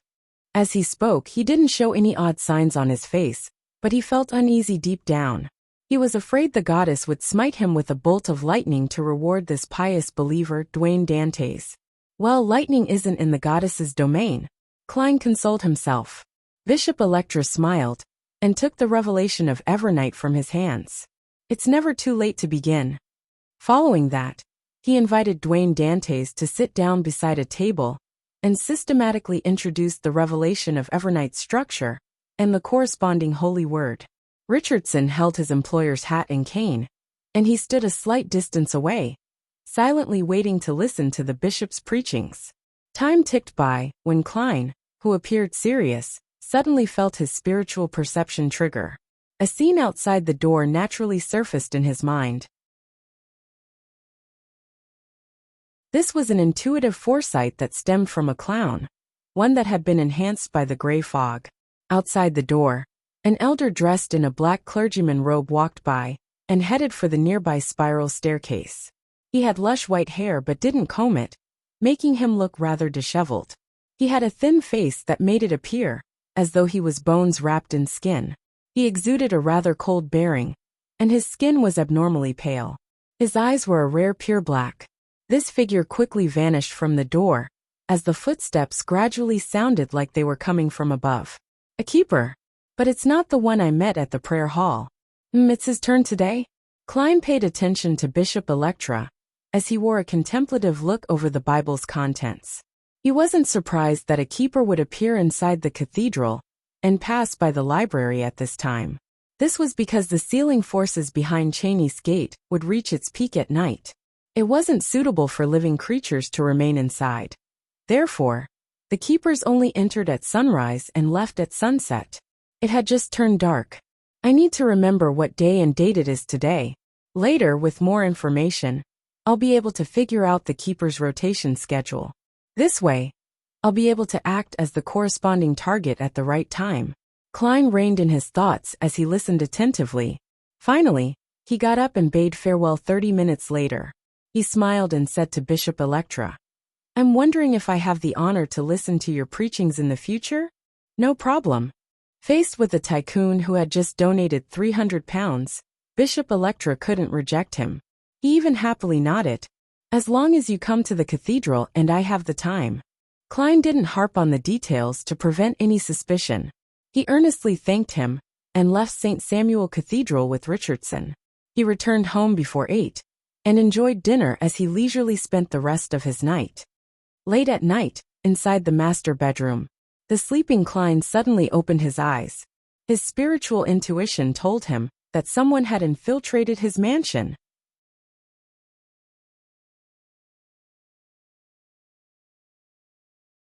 Chapter 757. Dream encounter. Someone has infiltrated the compound? Klein didn't immediately sit up. All he did was turn his body to the side and reached his left palm under his pillow. He secretly held death knell, and at the same time, he slowly spread his left hand open, preparing to activate creeping hunger. After knowing that it was difficult to find food for creeping hunger in Backland, he had infiltrated the prisons in Desi Bay's Conant City, found an inmate on death row, and confirmed that there wasn't any mistake in the judgment before feeding him to the glove. The Rose school of thought has locked onto me? No, it's impossible for them to be that quick. Besides, if it's them, they wouldn't just come, but would wait for an opportunity. They will seize the opportunity when I'm passing by a secluded spot, and strike, so as to not alarm Backland's official organizations. I donated too much money at the Moon Mass, causing criminals to target me? A generous tycoon who just came to Backland from a foreign land is indeed an easy target. Of course, I can't rule out the routine investigations of the Nighthawks. As thoughts flashed through his mind, Klein heard a soft noise coming from the balcony in the adjoining half-open room. Right on the heels of that, there was the sound of a lock turning as the floor-to-ceiling window was pulled open nearly silently. Klein carefully listened and sensed the footsteps pass through the half-open room and into the corridor. After a pause, the footsteps walked towards the master bedroom before passing it, turning the doorknob to his valet's room. He went into the wrong room. Or could it be that he's here to find Richardson? Klein's heart stirred as he released his grip on death knell. He then reached out to the iron cigar case, which wasn't too far. After he removed the wall of spirituality, an illusory figure in a dark red coat, an old triangular hat appeared beside him. It then walked into the full-body mirror. When Senor, the Wraith marionette, jumped to the glass window in Richardson's room, he saw a figure with orange-yellow skin, raven-black hair, and soft facial features walk out of the room. As for Richardson, he was silently sitting by the edge of his bed, his body leaning forward. His back was hunched up like he was fused into the darkness. Horror colored his face as he showed a weak and stumped expression. Finally, he fell silent. The person is indeed here for Richardson. His traits resemble that of someone from the southern continent. He's agile and skilled. He's likely not an ordinary person. This is a friend that Richardson got to know at the manor in the southern continent. Or could it be a maternal relative? Richardson is only a valet with an annual salary of £35. What matter would need his help? Klein guessed as he used Senor's vision to observe. At that moment, he suddenly realized why Richardson was good at observation and often stayed in the balcony to size up any pedestrians. He was afraid of being found. I hope it's not too big a problem and won't affect my plans. I'll later divine the matter. If Richardson is unable to resolve the problem, I'll have to find an excuse to terminate his services. Seeing his valet lie back down, Klein pulled back his Wraith marionette. Meanwhile, Leonard Mitchell, who lived at 7 Pinsta Street, once again entered the fog-immersed Backland. He had previously questioned the Daily Observer reporter, Mike Joseph, and received the news that Sherlock Moriarty didn't proactively involve himself in Lenevis's matter. Instead, he participated in a discussion after being hired. This made any suspicions regarding him drop drastically. If it wasn't because this detective had been slightly involved in Capham's matter, and how he had a close relationship with Emlyn White from the Harvest Church, Leonard Mitchell would have had thoughts of giving up the investigation to continue his search for Ensangwil. As Sherlock Moriarty didn't have many friends at the Quelag Club, with one of them dying in the matter involving Prince Edisac, while the other was reporter Mike Joseph. Therefore, Leonard only had one target left, Dr. Aaron Series.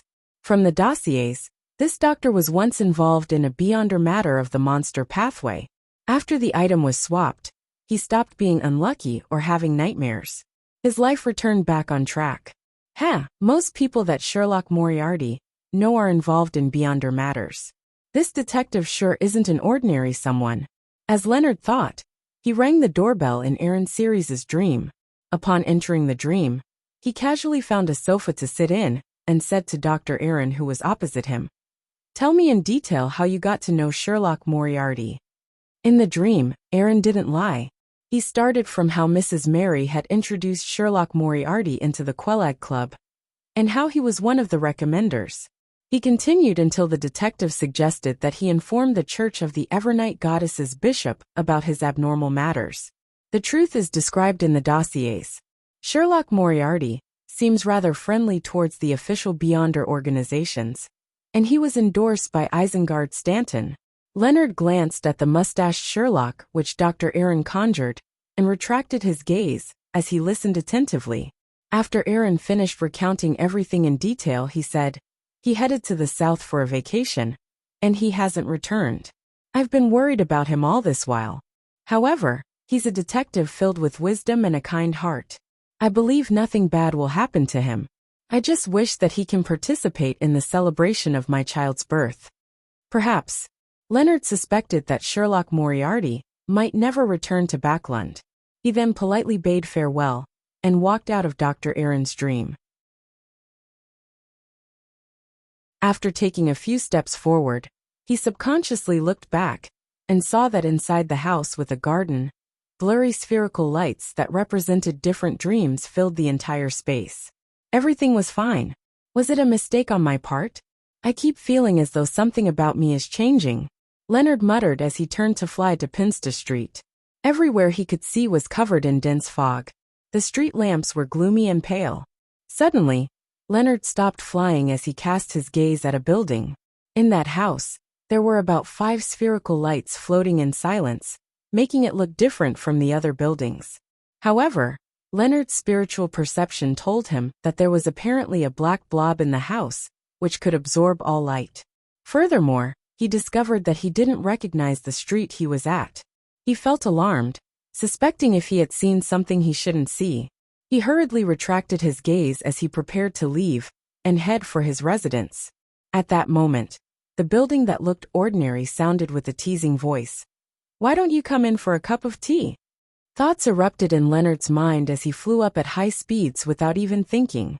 In his spiritual perception, the terrace houses lining the back, the garden, and tiny buildings were burgeoning in size as the windows and doors turned into mouths that were biting at him. The nearby black street lamps were extending in height, making the surroundings appear like a forest of steel that seemed to stop Leonard. Leonard didn't stop or turn back. He felt a chill down his back as it became more obvious and deeper. His body slowly stiffened, as though he was being grabbed by countless invisible hands. Just as he felt that he couldn't hold out any longer, he saw a familiar house where a familiar window and lights stood. He held his breath, plunged down abruptly, and fell back into his dream. Phew! He jolted awake and found himself drenched in cold sweat. Old man, what did I actually encounter? Leonard retracted his legs from the desk's edge and asked with a sense of lingering fear. The slightly aged voice in his mind replied after a few seconds, "I'm not sure." Leonard's eyelid drooped immediately, as he didn't pursue the matter. He then cast his gaze out the window and saw lights everywhere in the Backlund night sky. It was tranquil. 160 Backlund Street. Inside Dwayne Dantes' mansion. "Sir, Ma'am Wieneheisen is here." Richardson entered the room and said to Klein. Klein put down his papers and looked up, glancing at his valet. He discovered that he was still an apprehensive man of few words, silent and reserved. There was nothing odd with him. If it wasn't because the divination outcome was okay, suddenly firing an employee will incur suspicion, Klein silently mumbled. He stood up as though nothing had happened, and he got Richardson to help him wear his coat. 15 minutes later, he was holding his etiquette teacher, Wuxia, in an embrace as he began to learn another common dance used at social events. I feel as though I'll be losing my job in a few days. After a while, Wuxia praised Dwayne Dantes for his progress. When she was done, she added, "However, you're still a little restrained. Although you don't have to act like intis men who cling closely to the ladies, you don't have to constantly maintain a distance. It's very normal to make occasional contact. The way you are behaving now makes you appear rigid and dull." Klein pulled her in a little and replied with a smile, "I was afraid of being rude. Does this mean that being too close to ladies is an act of rudeness? It also implies I'm full of charm, and that he might embarrass himself if he's too close? This is quite a euphemistic form of praise," Wuxia thought and said with a smile, "You have learned well." The dance continued as Klein looked at Wuxia's face, as he asked warmly in a casual manner, "Ma'am, you seem frustrated?" Wuxia lowered her head and chuckled. "It's nothing serious. My husband is a businessman, and he recently had some minor conflicts with some people. We can resolve the matter." "Oh, your question was too direct. Before both parties have established a friendship, it's best not to ask about their matters, unless she has made it obvious. Compared to you who comes and goes in families of high society.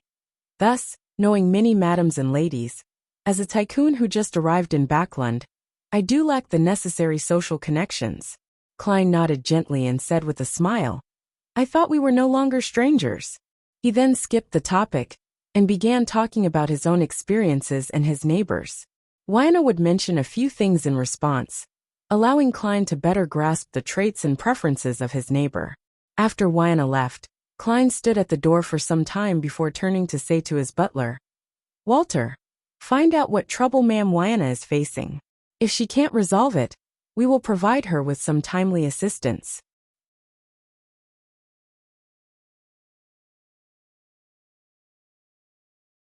Chapter 758. Efforts will ultimately pay off. In the evening, Klein, who had just returned from St. Samuel Cathedral, was just about to enter the dining hall on the second floor, when he saw butler Walter walk over and say with a polite bow, "Sir, the matter you wished to be investigated has been completed." Klein didn't inquire further in front of the other servants, as he staidly nodded, "Let's talk in the study."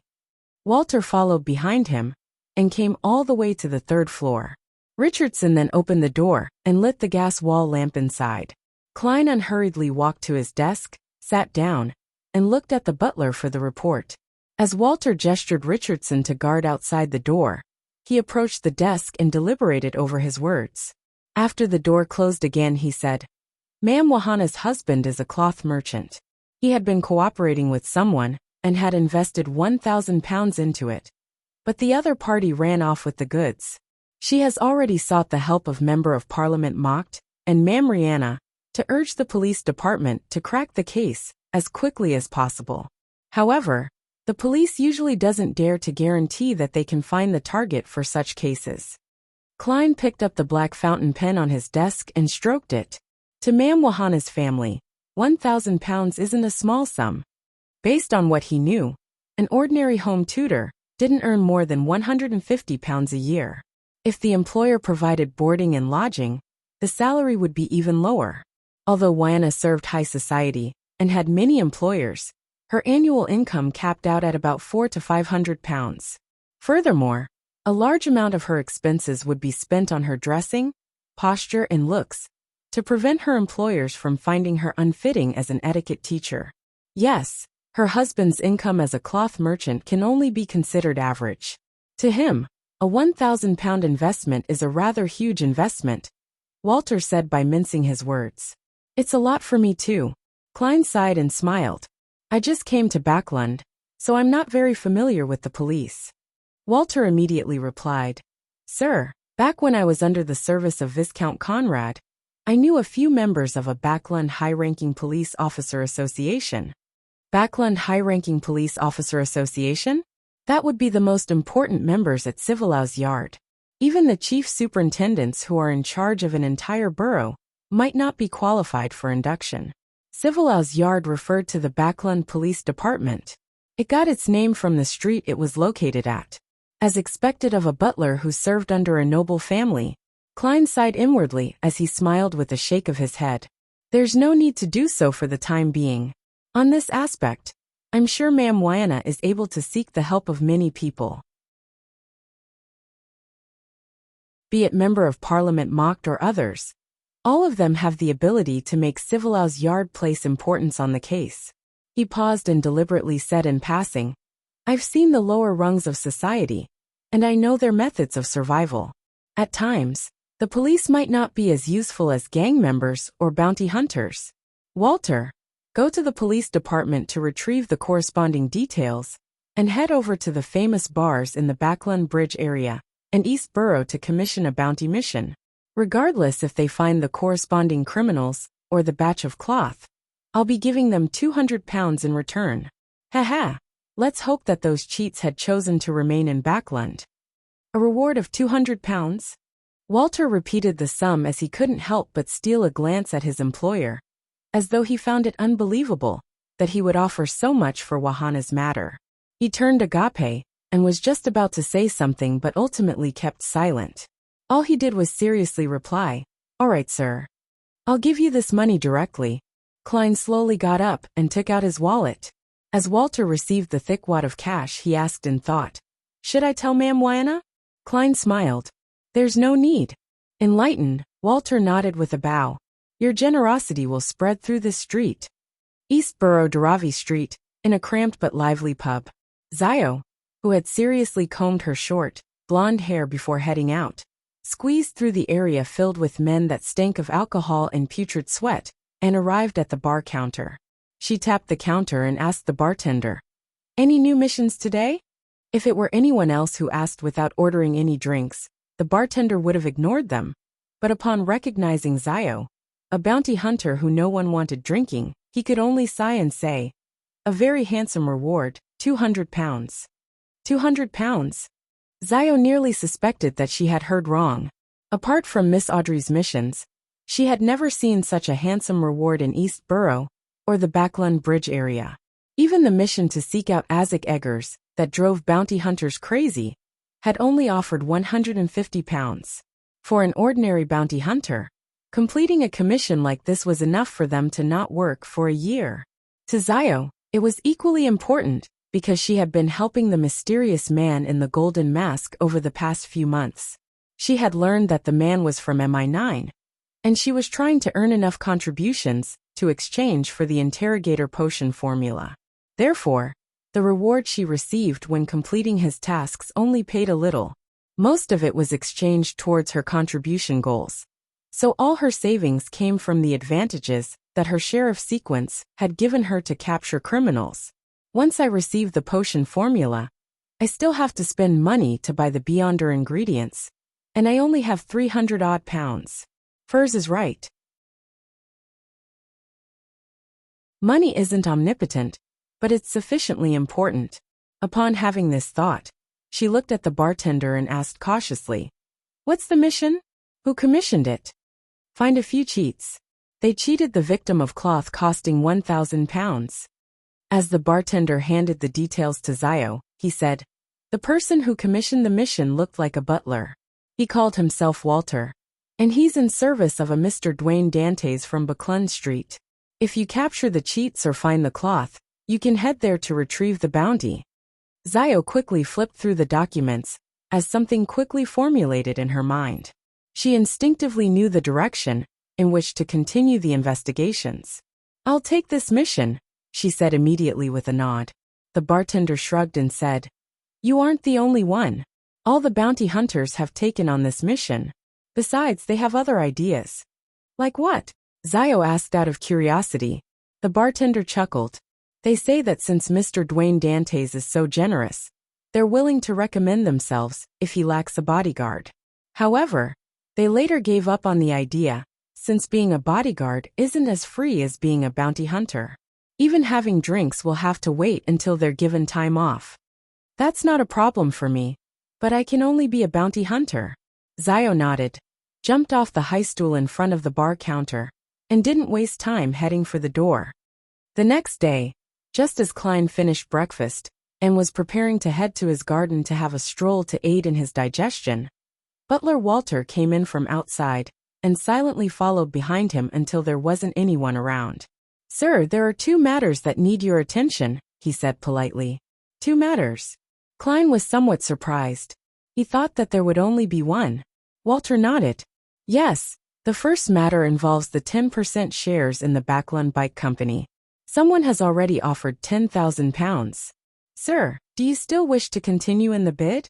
It has been raised to £10,000. Not bad at all." Klein deliberately acted stumped as he thought. "I'm new in Backlund, and there are many things that need me to hold back on. Let's leave it at that." "All right, sir." Walter then said, "The cheats who scammed Ma'am Wahana's husband of the cloth have been captured. The bounty hunter has already arrived and requested payment." That quickly? Klein turned his head in shock as he looked at his butler. If he had taken action himself, he was indeed capable of settling it that very day. After, he had dowsing rods seeking to find people. But the problem stemmed from the fact that most bounty hunters weren't seers. Yes, perhaps it's a beyonder good at tracking and searching for people. Klein made a preliminary judgment. Walter answered in confirmation. "Yes, it's much faster than I imagined. According to that bounty hunter, she did a reverse search from black market sales before finding the cheats." The black market peddlers gave in so easily. From the looks of it, they must have been taught a lesson with the fist. Klein nodded and said, "What's that bounty hunter's name?" "She's quite capable. She calls herself Zio," Walter answered truthfully. "No way." Klein almost stumbled. Thankfully, he had the impressive balance of a clown. After calming the upheavals through his heart while acting calm, he deliberated and said, "Keep the bounty hunter's contact method. Perhaps there might be a chance to gain her assistance in the future." "All right, sir." Walter didn't find any problems with Dwayne Dantes' instructions. Any decent member of high society kept some unofficial means to their chests. Klein didn't continue on the topic of Zio as he tersely said, "How much was reclaimed?" The cash and the yet-to-be-sold cloth from the cheats came up to about £850. Walter had apparently anticipated his employer's inquiry on the matter, and had asked ahead of time. "Very good," Klein nodded and said. "After paying the bounty hunter, help her send the cheats and the goods to the nearby police station." Northborough Police Station. Wyana and her husband, Bacchus, looked at the high-ranking inspector in front of them as they asked in unison, surprise coloring their voices. "It's been found. They've been caught." The high-ranking police inspector smiled in response. Yes. When he informed them how much cash and cloth was left, Wyana and Bacchus heaved a collective sigh of relief. They could afford £150 in losses. Furthermore, the remaining cloth still had space for greater appreciation and profit. In essence, they hadn't suffered much of a loss. They repeatedly thanked the inspector, until someone invited Bacchus to identify the goods and criminals. Wyana sat there without losing her etiquette. She smiled at the high-ranking inspector and said, "Your efficiency has exceeded my expectations. I'm very curious as to how you found the bunch of cheats." Being aware that this beautiful and elegant lady knew a member of Parliament of the House of Commons, and that she would eventually learn the truth, the high-ranking inspector didn't hide it from her. In fact, it was completed by a bounty hunter. She investigated the black market of stolen goods, and quickly caught the suspects. "You even offered a bounty?" Wyana seemed to gain a full understanding of the whole story. The inspector shook his head and said, "No, someone beat us to it. He offered £200. £200? Wyana asked in surprise. That wasn't a small sum of money, and it even exceeded the expected profit that her husband would earn from the sale. Seeing the inspector give an affirmative reply, Wyana couldn't help but ask, "Who was it that offered the bounty?" The bounty hunter didn't say, but accompanying her was a gentleman dressed as a butler. The inspector simply described Walter's looks. Wyana vaguely guessed at the butler's identity as she leaned back slightly, muttering softly to herself, £200. In the afternoon, Wyana, who came to Member of Parliament Mock's house to teach his daughter etiquette, first thanked Ma'am Rihanna for extending their help. After the blackish-green-haired Rihanna said a few words of humility, she asked, "Whyana, I heard that you're Mr. Dwayne Dantes' etiquette teacher. I wonder what kind of person he is." Whyana deliberated and said, "He's a true gentleman. He's warm-hearted, generous, kind, educated, gentlemanly, and very knowledgeable." Rihanna nodded slightly upon hearing that before turning to look at her proud daughter and chuckled. "Unfortunately, he's a little too old, or he might make a good match. Well, I plan on inviting him to our ball this weekend."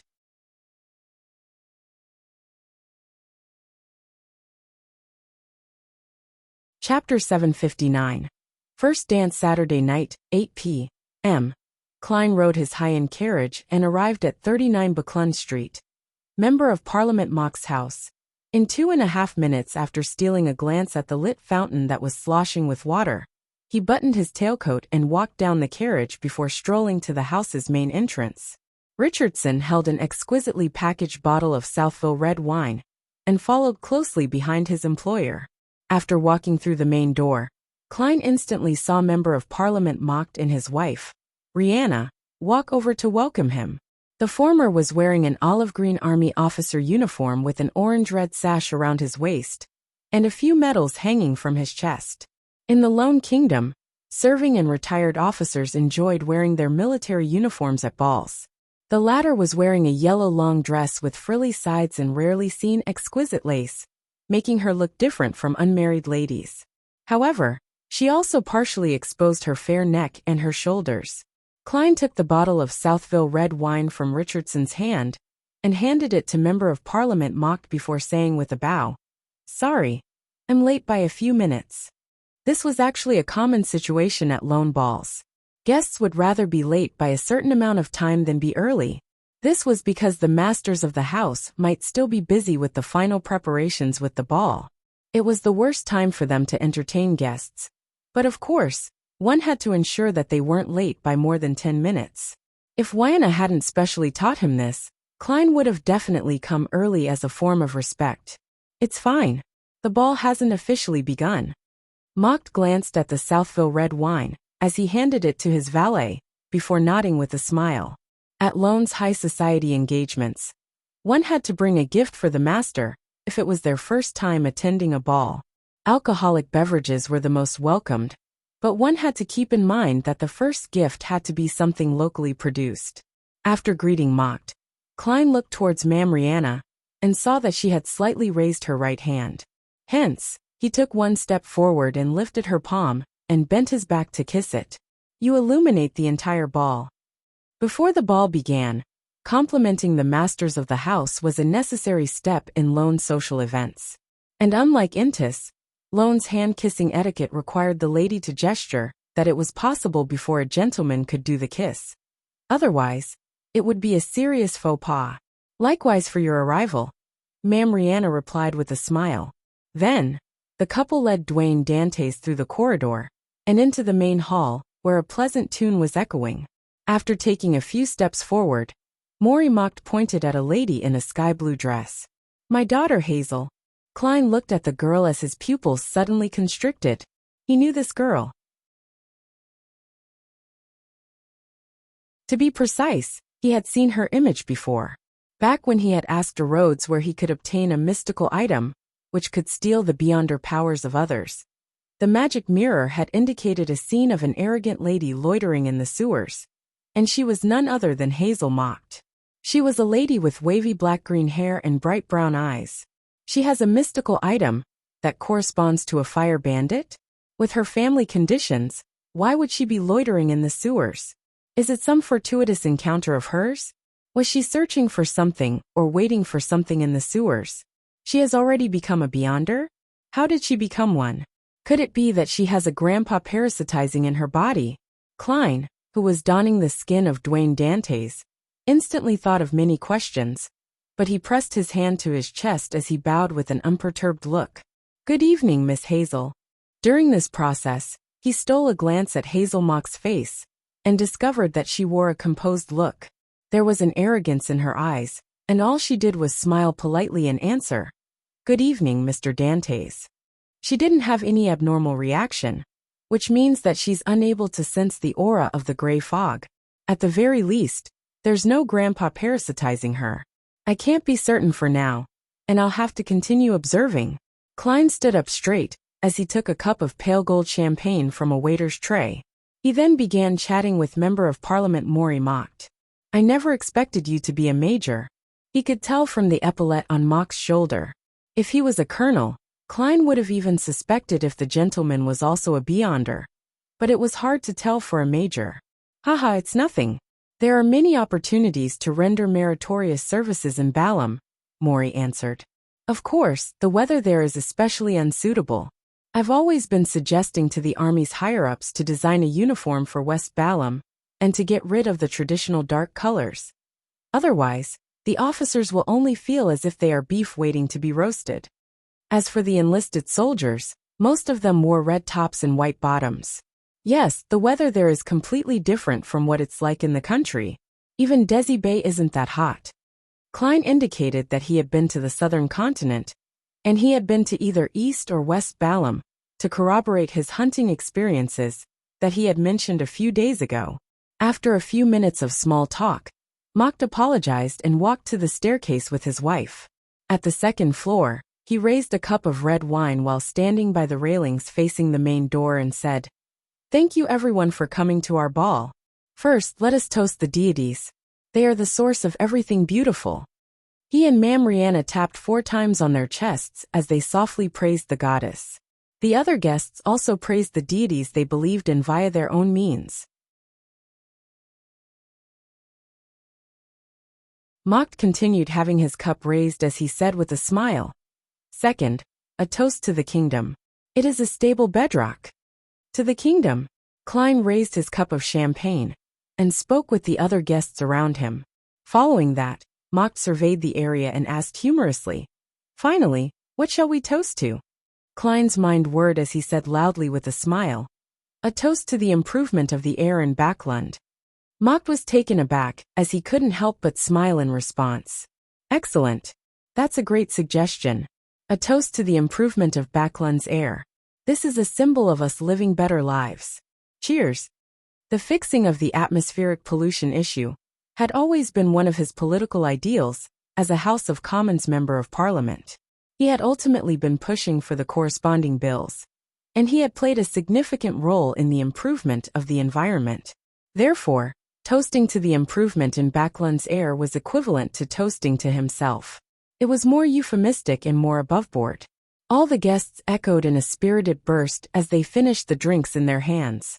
Right on the heels of that, Member of Parliament Mocht held Mam Rihanna's hand, and they went down to the hall. They then started the opening dance in the mellow music. All the gentlemen present began finding their first partners to dance. Klein took another cup of champagne, as he leisurely sized up the guests. Ma'am Mary is here as well." He swept his gaze and found someone familiar. As one of the major shareholders of the Coim Company, with a wealth amounting to tens of thousands, Ma'am Mary had formerly hired Sherlock Moriarty to investigate her ex-husband's act of adultery. She's a member of the National Atmospheric Pollution Council, so it's normal that she has a close relationship with the Member of Parliament. Klein didn't attempt to invite her to a dance, since he here as Dwayne Dantes. He didn't know this lady who lived in another street. He retracted his gaze and looked elsewhere. He saw Hazel Mocht holding a cup of white wine and standing to the side. She wore a clear smile of alienation as she watched the gentlemen lock onto their targets to invite them for a dance. This lady actually looks pretty good. She's dignified and pretty. She should have been the star at this ball, with people yearning to invite her to a dance. However, the way she exudes that look of arrogance, looking down at people with a supercilious look, makes any gentleman who casts his eyes on her shift over to another target. I've seen this look in the eyes of certain beyonders as well. They no longer think of themselves as mortal, and they often have a sense of superiority when facing ordinary folks. Haha, this implies that Miss Hazel is likely a beyonder. That's right, if she isn't a beyonder, how would she dare to loiter in the sewers? She's from the Marauder pathway? But how is she to act as a marauder or swindler with such arrogance? It's hard to imagine. Seeing that the hosts were almost done with the opening dance, he began seriously considering who he could invite. Dwayne Dantes is in his early 40s, so it isn't appropriate to invite a lady for his first dance, unless it's someone confirmed to be a junior. And the first dance of most ma'ams would be done with their husbands. I should be able to invite people I'm familiar with or the hosts. Klein swept the dance floor and found the only lady Dwayne Dantes was familiar with. It was his etiquette teacher, Wiana. Invite her? No, she likely already knows that I've secretly helped her. To invite her for the first dance can easily make her misunderstand. It might even affect her relationship with her husband and incur unnecessary trouble for Dwayne Dantes. It's not like I'm Emperor Roselle, who has a penchant for the wives of others. No, he has a penchant for everything. In short, I should avoid creating gossip. Klein shifted his gaze and heard the music change. It went from a mellow melody to something brisk. It was a piece of countryside music that was popular in Central Lone. It was well liked by nobles and was often used for the first dance. With the change in music, the gentlemen walked to the ladies and madams they had selected. Klein also noticed that no one approached Hazel mocked. She's one of the hosts of this ball. Besides, I can observe her at a close distance. Haha. If she really is a beyonder of the Marauder pathway, it implies that the gray fog is able to converge beyonders from the neighboring pathways of the seer pathway. Klein wore a gentle smile as he unhurriedly walked to the arrogant lady. Miss Hazel, may I have the pleasure of a dance with you? Dwayne Dantes with his white sideburns gave a standard bow as he said. Hazel glanced at him and, after a few seconds of silence, said, "It will be my honor." She then extended her palm. Klein politely held her hand and entered the dance floor as they began a brisk and lively dance. Glancing at her beautiful but deadpan face, Klein said with a smile as he tried probing, "I just noticed that many young gentlemen wished to invite you to a dance, but they were unable to muster their courage." Hazel looked up and swept her gaze at him and said, "Mr. Dantes, that's not a polite topic." Klein choked, lost as to how to reply.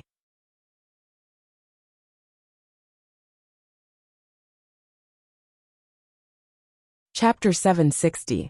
What a small circle. I thought she would contemptuously say that she doesn't like immature and incapable men, hinting that she isn't impressed with ordinary people. Who knew she can't even be bothered to answer this question? This sense of superiority will easily lead to a loss of control for subsequent advancements. Klein couldn't help but lampoon inwardly. From what he knew, beyonders were only humans who had additional powers. It was equivalent to having plenty of money or status. In fact, they were still considered human and had no way of escaping human society. Only by reaching sequence 4 would one experience a qualitative change. Furthermore, most demigods continue being active in human society. Even the sequence 1 snake of fate, Septon, is being an obedient unborn fetus. Perhaps only at the level of blasphemer Amon, and the others will they be able to view the real world as a god. Klein's mind whirred as he said, "I'm sorry. I was once a merchant who often spent time in the northern continent and southern continent, and I have had little experience with a ball. I mean this type of ball." "It's fine," Hazel replied calmly, as though she didn't care about the topic he had just raised. If it were anyone else, they would have been at a loss for a conversation with this arrogant lady. All they could do was focus on the dance, but Klein was considered quite a knowledgeable and experienced person at this point. He knew quite a bit of the different beyonders in the mysterious world, so with his apology, he said with a smile, "This is a challenge that isn't simpler than the sea. It similarly has beautiful scenery, but hides countless difficulties. Of course, the sea also has stories of all kinds of treasures. Some of them are clearly fake, but others sound rather realistic, but are impossible to verify. It's just like Death's Key that's ranked first amongst them." Death's Key. Hazel looked up at Mr. Dwayne Dantes, who was a lot taller than her. Indeed, a beyonder with a strong sense of superiority would often have their interest piqued when it's something that involves mystery. Klein chuckled inwardly, and he nodded gently. Yes, it's rumored to be hidden somewhere in the Berserk Sea. He used the legends he had heard back when he was aboard the White Agate, as he added more of the details he had heard during his career as an adventurer. During this process, He couldn't avoid mentioning the 4 kings and the 7 pirate admirals. Hazel was clearly interested in these, as she responded to Klein in a rare instance. She would even occasionally ask other questions, making the dance between them less awkward. Without realizing it, their dance came to an end. Klein skillfully ended the topic and switched to asking, "Do you plan on returning to where you were? Or do you plan on heading over to get some food?"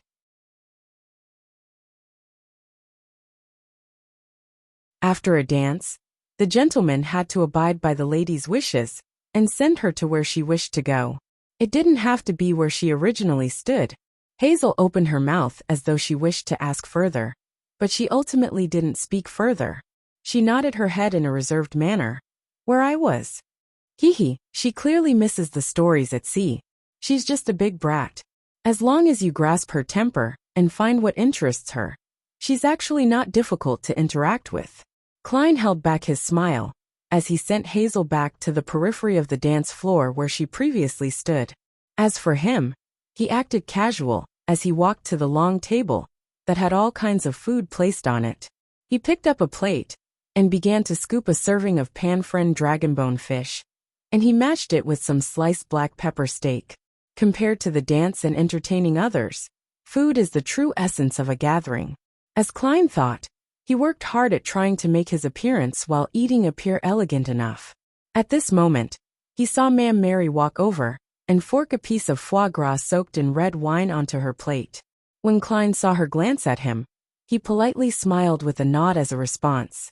"How may I address you? I haven't met you before at the balls and banquets hosted by Member of Parliament mocked." Perhaps it was because of Dwayne Dantes' gray sideburns and deep blue eyes that were very charming. The ordinary-looking Ma'am Mary with slightly high cheekbones took the initiative to ask.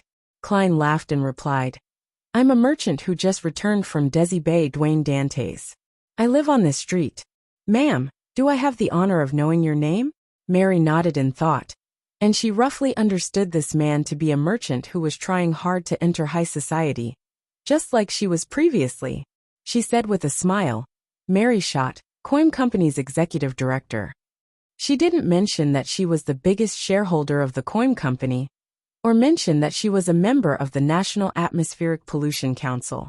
This was a loan-styled euphemism. Mary Schott. She has taken up her original last name? Right, she is already divorced. Klein silently thought to himself and said with a smile, "I know of this company. Its main business is in anthracite and high-quality coal. It has expanded rapidly in the past few months. Haha, to be frank, I have the intention of investing in it, but I don't seem capable of competing with the rest." After the atmospheric bills were passed, there was a drastic increase in the demand of anthracite and high-quality coal. Coin Company managed to develop itself in ways that exceeded its past efforts. Its overall valuation had already exceeded £250,000. Klein wasn't shooting his mouth when talking about investing, but that he believed that this industry would become even more important in the coming years until humanity found a resource to replace it. Mary had always been very proud of the National Atmospheric Pollution Report she pushed for, as well as the development of the Coin Company, so she couldn't help but smile when she heard that. This is because people are beginning to pay attention to the environment that they are living in. Having said that, she gently sighed and said, "As it gets better, trouble also increases as a result." Having just acquainted himself, Klein didn't ask about the trouble. With his prior acquaintance with Ma'am Mary, he easily found a topic of interest and had a good conversation with her. Haha, her attitude towards Sherlock Moriarty and Dwayne Dantes is very different. Despite being someone she knows, just a change in looks and identity will be given a brand new form of treatment without any problems arising. This feeling is truly magical. As they chatted, Klein felt wistful as he felt that the additional faceless potion he had consumed was quickly digesting. After a few minutes, a handsome man with bright blonde hair walked over with a cup of red wine. He smiled at Ma'am Mary and said, "Mary, what are you talking about?" "Hibbert, this is Mr. Dwayne Dantes from Desi. His experiences at sea and West Balham are truly interesting." Mary immediately introduced the two. "Dwayne, this is Mr. Hibbert Hall, the eldest son of the Earl of Eastchester. Heh, we should be calling him Lord. But he prefers people to address him as Mr. Chief Secretary. He's the Chief Secretary of the National Atmospheric Pollution Council. I've heard you mention him before. Of course, that was when the identity Sherlock Moriarty was still active. The Earl of Eastchester is a major noble in the nation. He's considered the top brass when it comes to high society. Klein politely bowed without appearing overly low. Please permit me to convey my thanks as an ordinary citizen. The work of the National Atmospheric Pollution Council has allowed us to live in better living environments. Hibbert Hall was rather pleased with such sincere gratitude, so he smiled in reply. This is all thanks to the hard work all of us have put in. By the side, Mary said with a smile, Dwayne, don't mention such matters again. You will make Hibbert arrogant. No, I was just joking. He's more humble than all the noble children I know. He should be having a vacation in the Eastchester County's fief at this time, and spending his time hunting with his friends. But he immediately returned after I sent him a telegram informing him that I was invited to this ball by Member of Parliament Mocked. It's not only for this ball. There are many things that require my attention. My father, Earl Hall, would also frequently commute between Backland and our fief before June, Hibbert seriously explained. A gentleman who places great importance on his social image. Klein made a preliminary judgment. When Mary heard that, she asked in passing, Is there anything still keeping you back? When are you leaving Backland? Most of my work has already been completed. There's only one matter left. My sister, Audrey, is very interested in the Backland Bike Company's 10% shares. She hired a specialized team to help her in the negotiations, and I'm responsible for overseeing the matter, Hibbert said without much thought. Backland Bike Company's 10% shares? What a coincidence.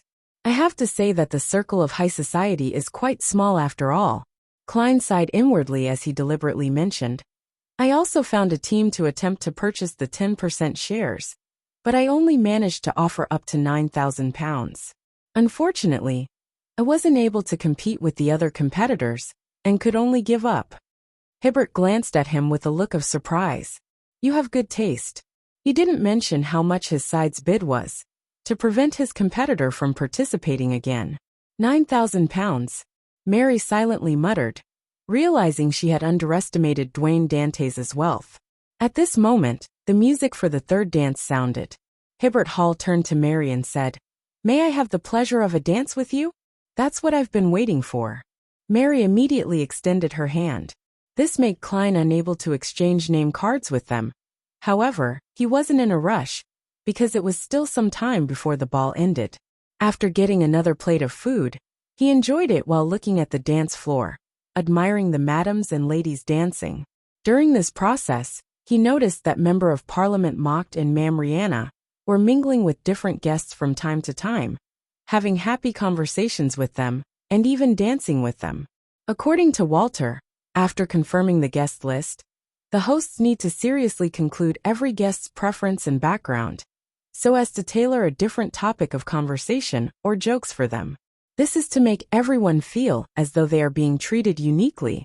Socializing in high society sure is troublesome. This might be why Lowanese gentlemen tend to have receding hairlines. Klein lampooned as he sighed in reflection. He retracted his gaze and looked at his cleared plate. He seriously considered if he should invite another lady or madam to a dance, or if he should eat a little more. At this moment, he caught Hazel Mock's figure through the corner of his eye. She was heading for the third story with hurried footsteps.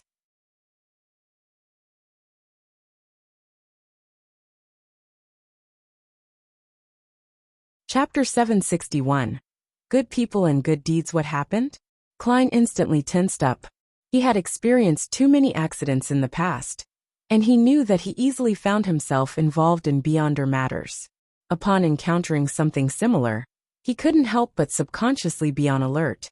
It did resemble some form of post-traumatic stress disorder. After seriously watching Hazel Mock's figure disappear from the staircase, Klein sensed that she was only in a hurry and wasn't panicking. This means that she has the matter under control. Besides, Mocked is a member of Parliament of the House of Commons, a member of high society, just below the nobles in the kingdom. There should be beyonders around protecting him. Yes, Earl Hall's eldest son is here too, so his bodyguards must be beyonders as well.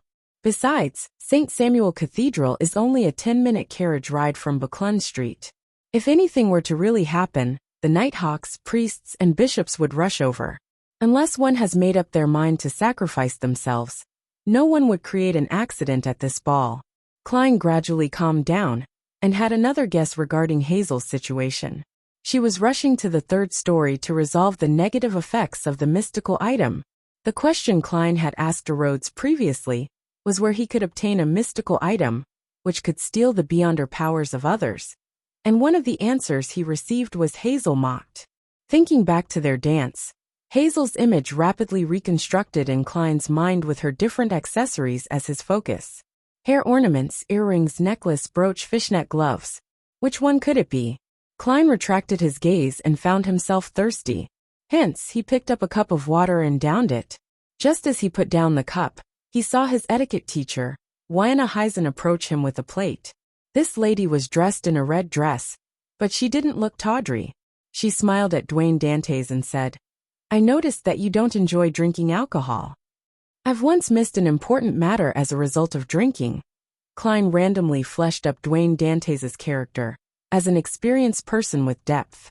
Of course, he knew how to restrain himself. He didn't use his faceless powers to remove a finger to prove how determined he was when making that former oath. When Wiana heard that, she smiled in thought. "Your past is filled with mystery. This is fatally attractive to many young ladies." She didn't continue on the topic as she said, "I forgot to tell you that the problem my husband faced has been resolved." Klein picked up a cup of champagne and raised it. He then said with a smile, "This is something to be happy about. Congratulations." He didn't mention anything about him helping in secret. Wiana gave him a deep, penetrating look as she raised the cup of red wine in her hand. "Cheers."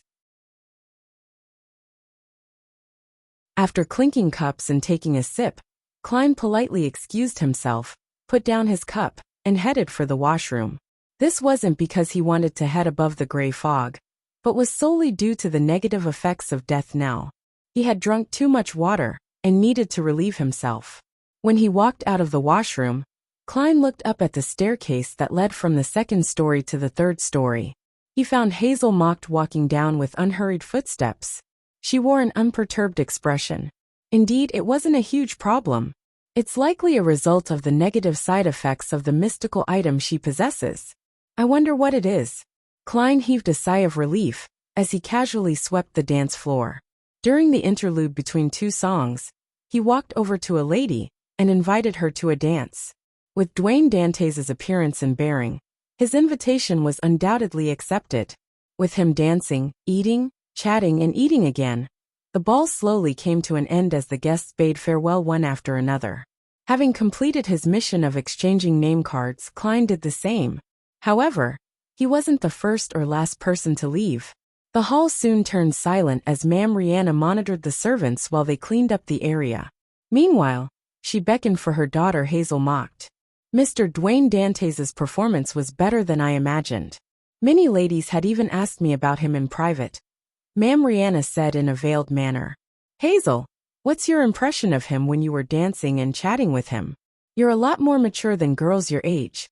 I believe in your taste and judgment." She knew her daughter very well, and she had deliberately added the last sentence. Otherwise, Hazel was unlikely to be interested in giving a detailed answer. Hazel wasn't that arrogant when facing her mother. She said after some thought, "He's not very familiar with this circle, and he easily mentions topics that can be offensive, but he's very knowledgeable." "Very knowledgeable."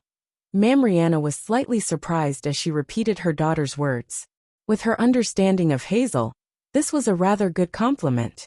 She couldn't help but be worried that her daughter had taken a liking to Dwayne Dantes. Hazel thinks little of the eligible bachelors around her, because they are too young, inexperienced, and incapable.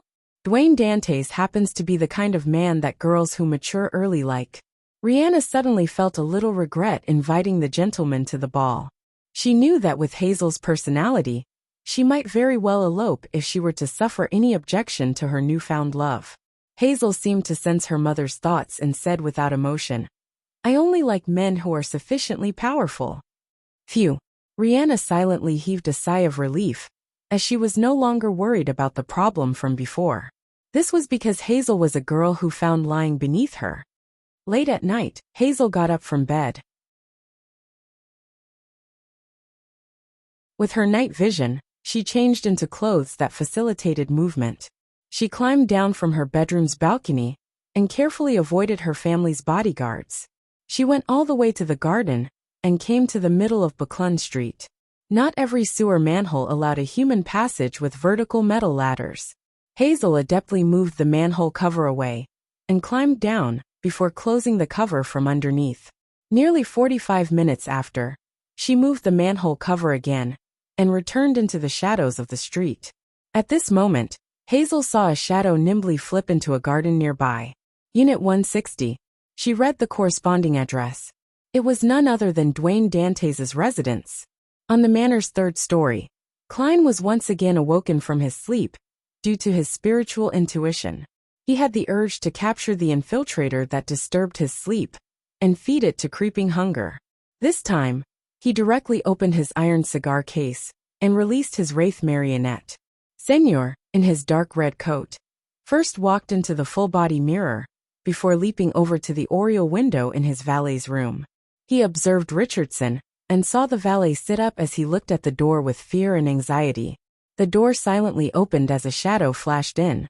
Under the crimson moonlight, the infiltrator exposed brownish-yellow skin, a soft outline, and short curly black hair. He obviously hailed from the southern continent. With a gloomy cold aura, he stood by the door and looked at Richardson, saying in a deep voice, "Have you decided? Do not believe that you can attain your calm life by leaving. Inside of you flows the blood of death's subjects. You are destined to give up everything to restore God's glory. Think about your deceased mother. Think about the insults you once suffered. Do you wish that your child will grow up under the contemptuous looks of others, to be a servant of others forever? But what can I do?" Richardson lowered his head as he said with great difficulty, "Wait for the mission." The infiltrator's voice turned gentler. Richardson didn't commit to an answer as he seemed to be struggling inwardly. As for the infiltrator, he didn't seem to care about his hesitation. He treated it as though Richardson had agreed, turned around, left the room, and traced his steps back. Death's subject, someone from the Numinous Episcopate, or another organization that's trying to restore Balaam. Having witnessed everything, Klein leaned back into bed and silently said, "What mission would they give Richardson? Steal my money to provide funds for the organization? Or will they create a terrorist incident at one of the balls of high society?" At that moment, the infiltrator had climbed down from the balcony, passed through the garden, and flipped over the perimeter fence made of steel bars. Suddenly, he saw a figure pounce over from his left. He dodged as he clenched his fist and threw a punch. Thud. The punch hit the black figure, but it pierced straight through. It was as though he had struck a shadow created by the street lamp. Meanwhile, he suffered a heavy blow to the back of his head as he fainted onto the ground. Hazel's figure immediately surfaced behind the infiltrator as she wore an excited expression. It was as though she had completed a successful scam. She quickly reined in her emotions as she maintained her arrogant demeanor. She turned to look at the black metal gates of 160 Buckland Street. This girl bent her back and held the infiltrator by the arm as she dragged him to Dwayne Dantes' doorstep. Immediately after that, Hazel let go of her left hand, cleaned up any traces, walked forward with her chin slightly lifted, and pulled the doorbell. Then, she quickly departed, heading straight to her home through the shadows in the street. And on a street lamp outside Unit 160, on the black metal gate was a piece of glass. It reflected a figure wearing a dark red coat and an old triangular hat. It had seen the entire process. How should I deal with this? Inside the room, Klein was stumped. He knew that Hazel was doing a good anonymous deed for her neighbor to finish off an infiltrator. But this way, if his butler were to make a police report, the matter would be investigated in detail, causing the matter to be transferred to the Nighthawks. When the time came, whoever struck the infiltrator unconscious would become an important question. If Klein was really an ordinary person, it wouldn't have mattered. He could allow the Nighthawks to carry out their investigation. However, not only was he a powerful Sequence 5 Beyonder, but he was also scheming to steal an item from behind Cheney's gate. He didn't wish for any external setbacks to spoil his plans, or else he would have to change identities once again. To be frank, his earliest solution was to find a way to terminate Richardson's services. However, what he had heard changed his mind a little. If I were to terminate Richardson's services, it would be equivalent to pushing him into the abyss despite his desire for a quiet life. It will force him to mix with those people. Unfortunately, Dwayne Dantes has a mission.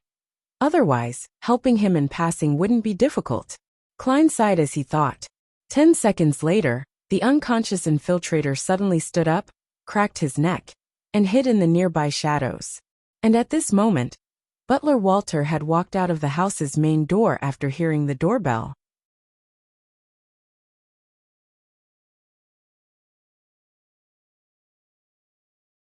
Chapter 762, Nation Reestablishment Society at the gates.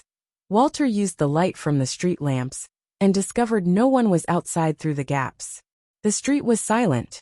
For an instant, Walter suspected if he had heard wrong and that the doorbell hadn't rung. He composed himself, and he quickly walked to the servant quarters at the back of the compound. He woke up a few servants and got them to carry double-barreled hunting rifles to begin patrolling the main building, so as to prevent any bandits or burglars from infiltrating. Walter didn't immediately get the police, because nothing had happened yet. The doorbell from earlier might have been a prank from a tramp. Meanwhile, under the nearby sewers, the infiltrator was holding onto the metal handles as he slowly headed down into the unlit area. He soon came to a halt, leaned back onto the moss-covered wall, and slowly slid down to sit down on the dirty ground. His eyes closed again, as though he was still in an unconscious state. In front of him, a middle-aged man wearing a dark red coat and an old triangular hat instantly appeared. He was none other than Klein's marionette, Wraith Senior. Senior bent down, rummaged through the infiltrator's pockets, and found 7 soldi and 11 pence, as well as tiny cloth bags containing different kinds of powders. Inside the room, Klein remotely controlled his marionette from dozens of meters away. As he identified the powder, he discovered that his theories were correct. They were all herbal powder in the death domain, and a portion of them could be used for spirit channeling. He was very likely to be a Beyonder from the corpse collector pathway that hailed from Balam. Even if he hadn't reached Sequence 7 spirit medium, it was very normal for him to prepare the corresponding herbal powders, essential oils, and extract. After all, these materials weren't only used for spirit channeling. Immediately, Klein controlled Senior to set up a ritual to pray to the Fool. Then, he went above the gray fog to respond, allowing Senior to complete what followed. After doing all of this, he returned to the real world and continued controlling Senior, allowing him to channel the spirit. Passing through a storm of glimmers, Klein saw the infiltrator's spirit. He appeared listless, blurry, and translucent. "What's your name? What faction do you belong to?" Senior asked with a deep voice. The infiltrator answered blankly, Godot pose. "I belong to the Black Skeleton Gang." Black Skeleton Gang. I believe it's a gang that's active around the border of East Borough and the dock area close to the Backland Bridge area. It's mainly filled with people of Balam heritage. Although they aren't as barbaric and boorish as the Zmanger gang, they aren't strangers to violence. As Klein recalled the intelligence he had previously gathered, he made Senior continue asking, "What do you mainly do? Why are you looking for Richardson?" Godotpose answered in a muddled state, "We are fighting for God. We were originally members of the Balam Nation Reestablishment Society. We established the Black Skeleton Gang to grasp various intel and obtain funds. Apart from that, we also have another mission. It is to seek out any items related to death and send it back to the southern continent. This time, we obtain verified information that in Earl Wolf's collection is a mask taken out from the Eggers family mausoleum. This family is a descendant of God. For this mask, We need to send someone to infiltrate Earl Wolf's household as a servant or infiltrate during one of the balls and banquets he hosts. And Richardson is an excellent choice.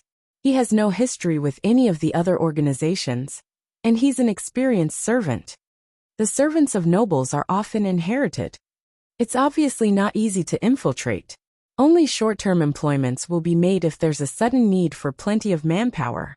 Speaking of which, there really is such a situation. At the ball today, a few ladies had mentioned that some nobles who are financially tight will sell lots of their lands and manors, and also dismiss nearly all their servants, leaving fewer than 10 to serve them, so as to barely maintain a decent lifestyle. When there are large-scale balls or banquets that require manpower, they would spend money to hire a bunch of temporary workers from the Family Servant Assistance Association to keep up a front. Also, Earl Wolf actually has a mask from the descendants of Death's family. I recall Mr. Isaac's last name to be Eggers. Unfortunately, I don't wish to be disturbed by any accidents at the moment. Otherwise, I might have come up with a way to help Mr. Isaac obtain that mask. Klein mumbled silently, and made Senior continue asking, "How do you know Richardson?" Gadotpo said blankly, "We got to know each other at a manor in East Balham. Back then we were both slaves. Among the slaves, there are people who secretly spread the faith of death. Richardson, his mother, and I couldn't help but become believers of death in such a life. We secretly joined an organization that had a lot of influence among the slaves there. Later, Richardson's mother passed away from an illness, and he was brought to Backland, while I stayed in East Balham, before I found an opportunity to escape. A few years later, I was sent to Backland, and I chanced upon Richardson. He actually forgot about his mother's death, and the abuse he had once received. He forgot his faith towards God, and had his will eroded by what he called a peaceful life. To avoid me, he deliberately made mistakes and kept switching employers. But how could he have guessed that his former companion is no longer an ordinary human? Everyone has the right to choose as long as they don't harm others. However, Richardson and I are two different kinds of people. In the room, Klein closed his eyes and made Senior ask in a deep voice, "What's the organization that is very influential among the slaves?" Gadotpo hesitated for a moment and said, "The Eternal Life Society. Those who believe in death will obtain eternal life in the underworld, once they leave the real world that's filled with pain and sorrow." Eternal Life Society. I'm aware of this. It's a branch of the Numinous Episcopate. As a former Nighthawk, Klein knew quite a lot about such matters. He continued controlling Senior to interrogate Gadotpo, and he obtained plenty of information regarding the Eternal Life Society, East Balham Nation Reestablishment Society, and the Black Skull Gang, while confirming that Gadotpo and his gang had their hands covered in the blood of the innocent. After finishing the spirit channeling and clearing up any traces, he waited 30 minutes before letting the wraith enter Gadotpo's body, controlling him to climb out of the sewers and returning back into the shadows of the streets. And at this point, the servants in 160 Buckland Street, who were wielding double-barreled hunting rifles, were no longer as vigilant while doing their patrolling rounds. They seemed to believe that any latent danger had passed. Klein pretended as though he didn't notice anything as he continued sleeping in his master bedroom. However, he had already set up a ritual to summon and respond to himself. With Isaac's copper whistle, the iron cigar case, and creeping hunger, he silently left his residence in the form of a spirit. He followed behind Gadotpo and constantly maintained a distance of 80 meters. By using his marionette to possess this hostage, he made him circle to another street and board a rental carriage by the side of the road. About an hour later, Gadotpo returned to the headquarters of the Black Skeleton Gang, a tiny house situated near the docks. There were plenty of firearms stashed away here, with several operatives that were sent from the East Balham Nation Reestablishment Society. They formed the upper ranks of the Black Skeleton Gang. Following the method that was agreed upon, Gadotpo knocked on the door, and he said to a member who came towards him, "Richardson has submitted." "Very good." The member inattentively shot Gadotpo a glance, made way for him, and gave him passage. Gadotpo surveyed the area and found the high-yield explosives and a bunch of rifles stacked in the corner of the house. A few of the top brass of the Black Skeleton Gang were gathered together, discussing something. "Gadotpos, want a smoke?" The member from before handed him a cigarette. This was a cigarette fashioned to the preferences of the southern continent. They were made from dried tobacco leaves mixed with tiny amounts of herbs. Gadotpos received the cigarette and casually picked up a box of matchsticks from the table, took out a few sticks and lit them. Then, he threw the few burning matchsticks to the corner, where the easily flammable explosives were. Everyone present looked at Gadotpos with a dumbfounded look, momentarily at a loss as to what had happened. Rumble. On a public bench dozens of meters away, Klein sat there as the flames blazed behind him, a hot gust of air swarming out of the house. A few seconds later, Seigneur in his dark red coat appeared beside him, with some signs of being burned. The wraith held his hand to his chest and bowed before returning inside the gold coin inside the iron cigar case. "Unfortunately, I won't be able to pick up the Beyonder characteristics. Otherwise, it wouldn't appear like an accident. It'll definitely be suspicious if the upper echelons of the Black Skeleton Gang don't have any Beyonders." Klein silently sighed as he cleared any traces before ending the summoning and returning above the gray fog. The next morning, he got up and washed up as though nothing had happened. He then waited for his valet to bring in a change of clothes. Richardson entered in silence as he finished his work skillfully. Following that, he took a step back and bowed his head. "Sir, after serving you this week, I wish to resign." He typically received a weekly salary from housekeeper Tanaja. "Why?" Klein looked at himself in the mirror as he adjusted his vest. Meanwhile, he leisurely thought, "Not bad at all. You know how to resign by your own volition and not bring trouble to your employer." Richardson had already thought of an excuse.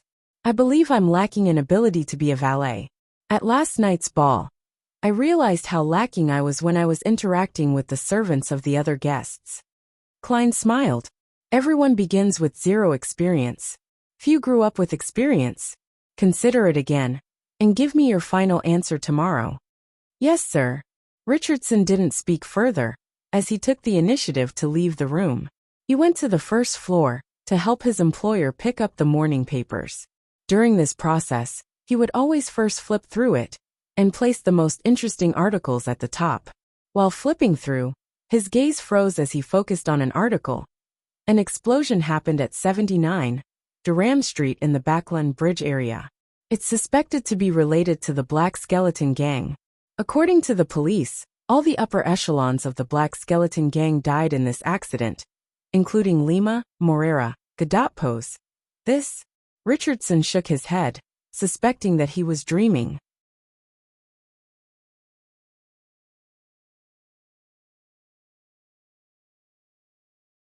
Chapter 763, Mr. X 160 Buckland Street, inside the dining hall on the second story. Klein had just bitten into the buttered toast his servant had served him when he saw his butler walk in. Walter bowed and said, "Sir, a person of unknown origins pulled our doorbell last night. As it was already very late, I didn't wake you up, and instead got the servants to patrol the area with the double-barreled hunting rifles. If you so permit it, I'll visit the nearby police station to get them to reinforce the patrols on this street at night. To employ such a butler, there aren't any flaws aside from him being expensive." Klein nodded slightly and drank the fresh milk that had been delivered to him. "Very good. 39 Buckland Street, Member of Parliament Mock's house." Hazel entered the activity room on the second floor and saw her mother, Rihanna, chatting with the housekeeper. "What happened?" She pushed a lock of black-green hair to the back of her ear. Rihanna chuckled and said, "Someone rang Dantes' doorbell late last night." "A prank?" Hazel sat down. "No one knows. Anyways, Dantes' butler specially went to the police station this morning." Rihanna recounted what she had learned from her servant. Hazel nodded slightly and said, "It's best to have the police involved. But it's useless. No one knows who pulled the doorbell. Apparently, there wasn't anyone there." Rihanna laughed while shaking her head. Hazel was taken aback as she blurted out, "There wasn't anyone there?" "That's right. Dantes' butler only seemed to ask the police to double their efforts on the night patrols on our street. That's good news. As the wife of a member of Parliament of the House of Commons, and the daughter of a famous lawyer, Rihanna had very good relations with the police. Not a single person, Hazel repeated softly before falling into silence. After a while, she left the activity room and returned to the third story. Along the way, she couldn't help but clench her fist and swing it, as though she was testing something. In between her brows was a clear look of puzzlement. Inside his bedroom, Klein looked at the large pile of gold coins in front of him. All he saw was the shiny color of gold. There was a total of 4,000 pounds of gold coins. After a week of gathering funds, Admiral of Stars Katlia had finally completed the transaction for the Scales of Luck. Apart from the gold coins, she had also paid another 6,500 pounds in cash. To be honest, having a pile of gold coins is way more visually shocking than a pile of cash of the same size. As Klein sighed, he took out the 13 lone gold coins he received from Senior, from his pocket and threw it into the pile. After doing all of this, he took out the adventurer's harmonica and blew into it. Silently, Rionette Tinker appeared in front of him with the 4 blonde, red-eyed heads in her hand. "Ma'am, this is the first installment, a total of 4,013 pounds.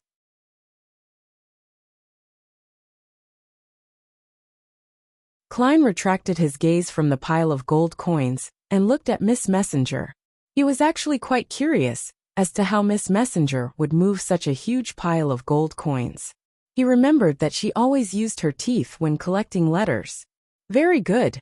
You still have 5,987. Rionette Tinker's head said one after another. "There's no need to remind me." Klein forced a smile and said, "I'll try to gather the rest as soon as possible." Rionette Tinker didn't speak further, as one of the heads tried hard to open its mouth.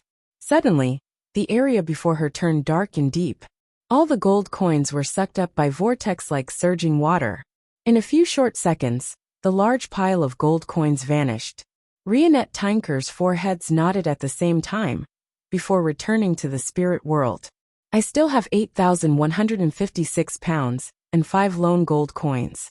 I can barely be considered a tycoon. I could actually afford any investment opportunities if they appear. And it won't just be me raising the price and mentioning it in passing. This way, I won't be suspected to be a cheat for the time being. Haha, be a little optimistic. Perhaps the investment opportunity might allow me to earn back the money I spent. It's always fast to make money work for you." Klein silently exhaled as he cast his gaze out the window, forcing himself to enjoy the thinly fogged streets. At night time in the East Borough, the surrounding area was pitch black due to the few street lamps available, along with many of them being damaged. It was as though there were countless monsters and criminals lurking within. Zio Dairycha wore a hooded cloak, turned into a small alley, and came outside to what seemed like a dilapidated house. This was the new gathering in East Borough she had previously mentioned to Furs. Zio wasn't in a rush to knock on the door with the agreed-upon signal. She first looked down to check her attire. Unlike how she usually dressed, she wore a pair of long boots. They didn't look odd, but Zio knew very well that the soles were very thick. She had stuffed plenty of things inside, allowing a person to magically appear taller.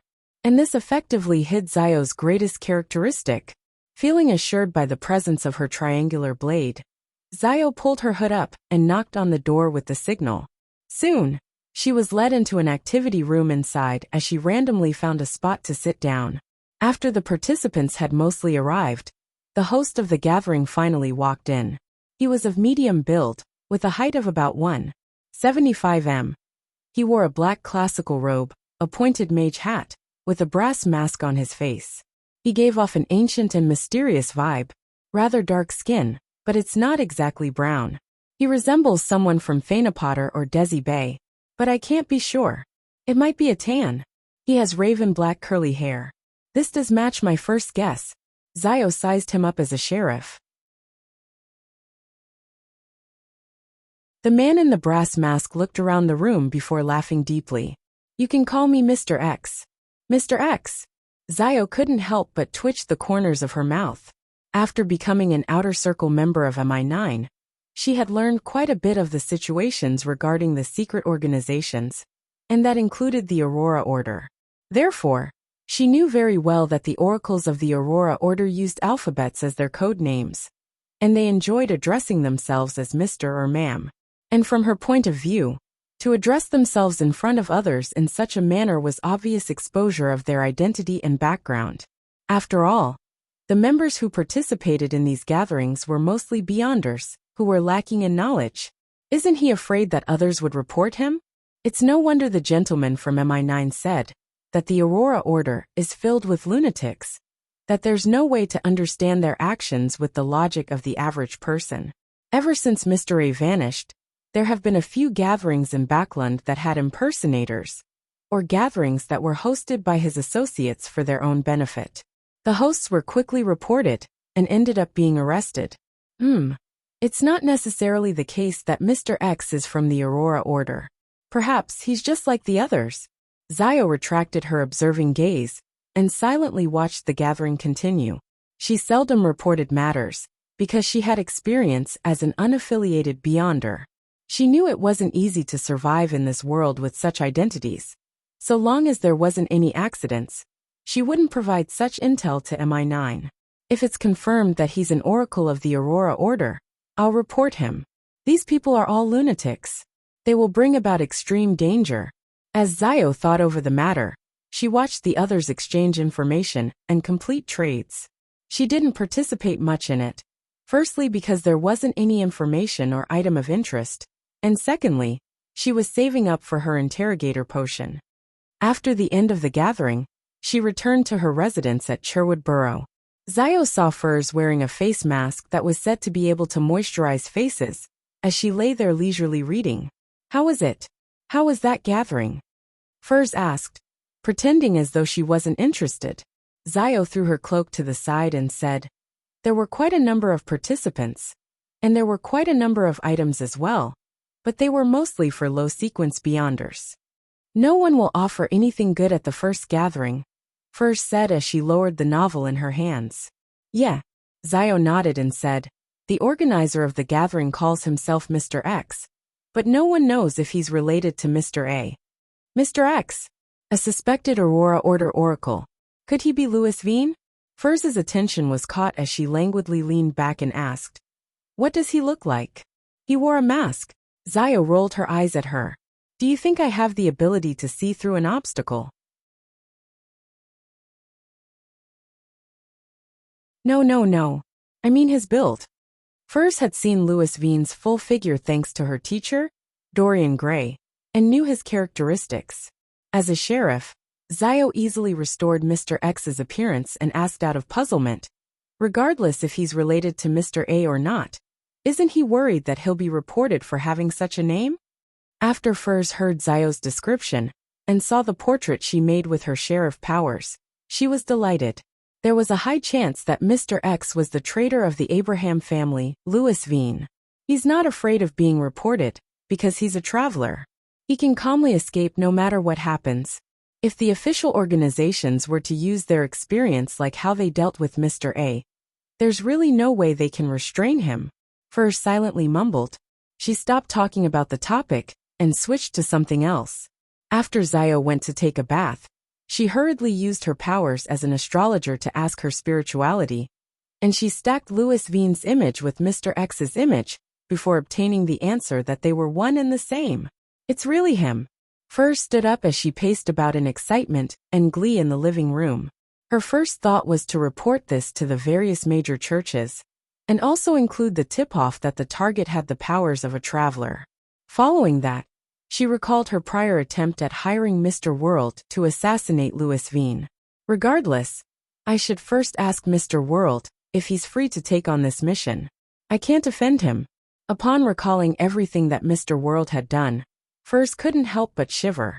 After making up her mind, she first checked that Zio was having a bath and wouldn't come out anytime soon before praying to Mr. Fool. Please tell Mr. World that the Aurora Order's oracle Louis Veen has appeared, and there's a high probability that he's a traveler, codenamed Mr. X.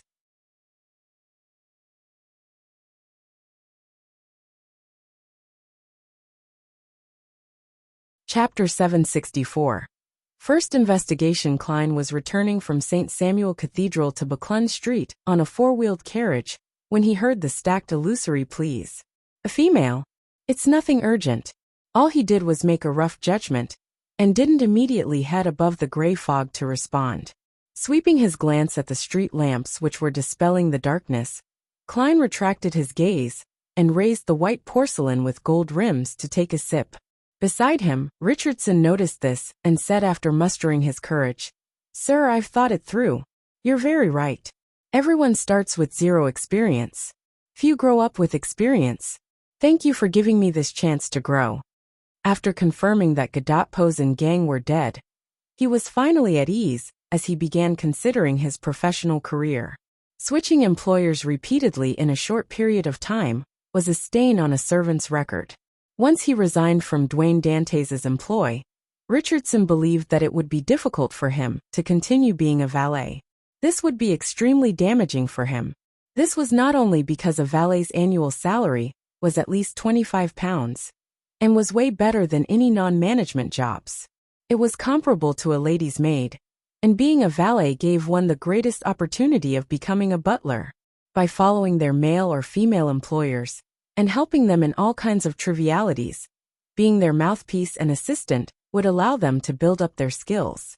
It would allow them to grasp all the traits needed for being a butler, and, as a result, become their employer's confidant. As long as there was a chance, one could easily be made a land steward, butler assistants or deputy butler, as they were slowly promoted to a butler. Richardson did yearn for a peaceful life, but this didn't mean that he was willing to be a servant his entire life.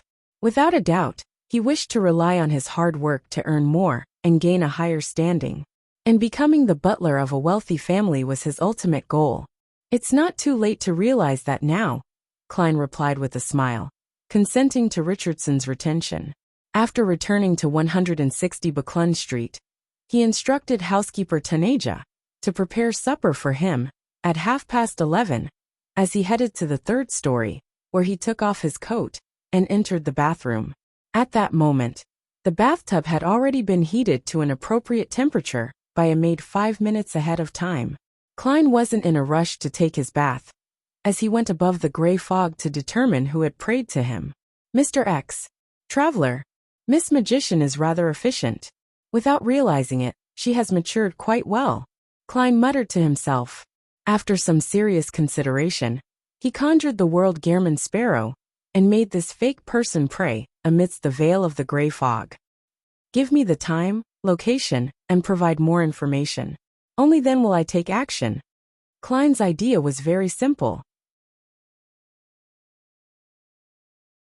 He found a traveler's powers rather useful, but it was difficult for Dwayne Dantes to have a period of prolonged absence from Buckland Street, or stay in his room all the time.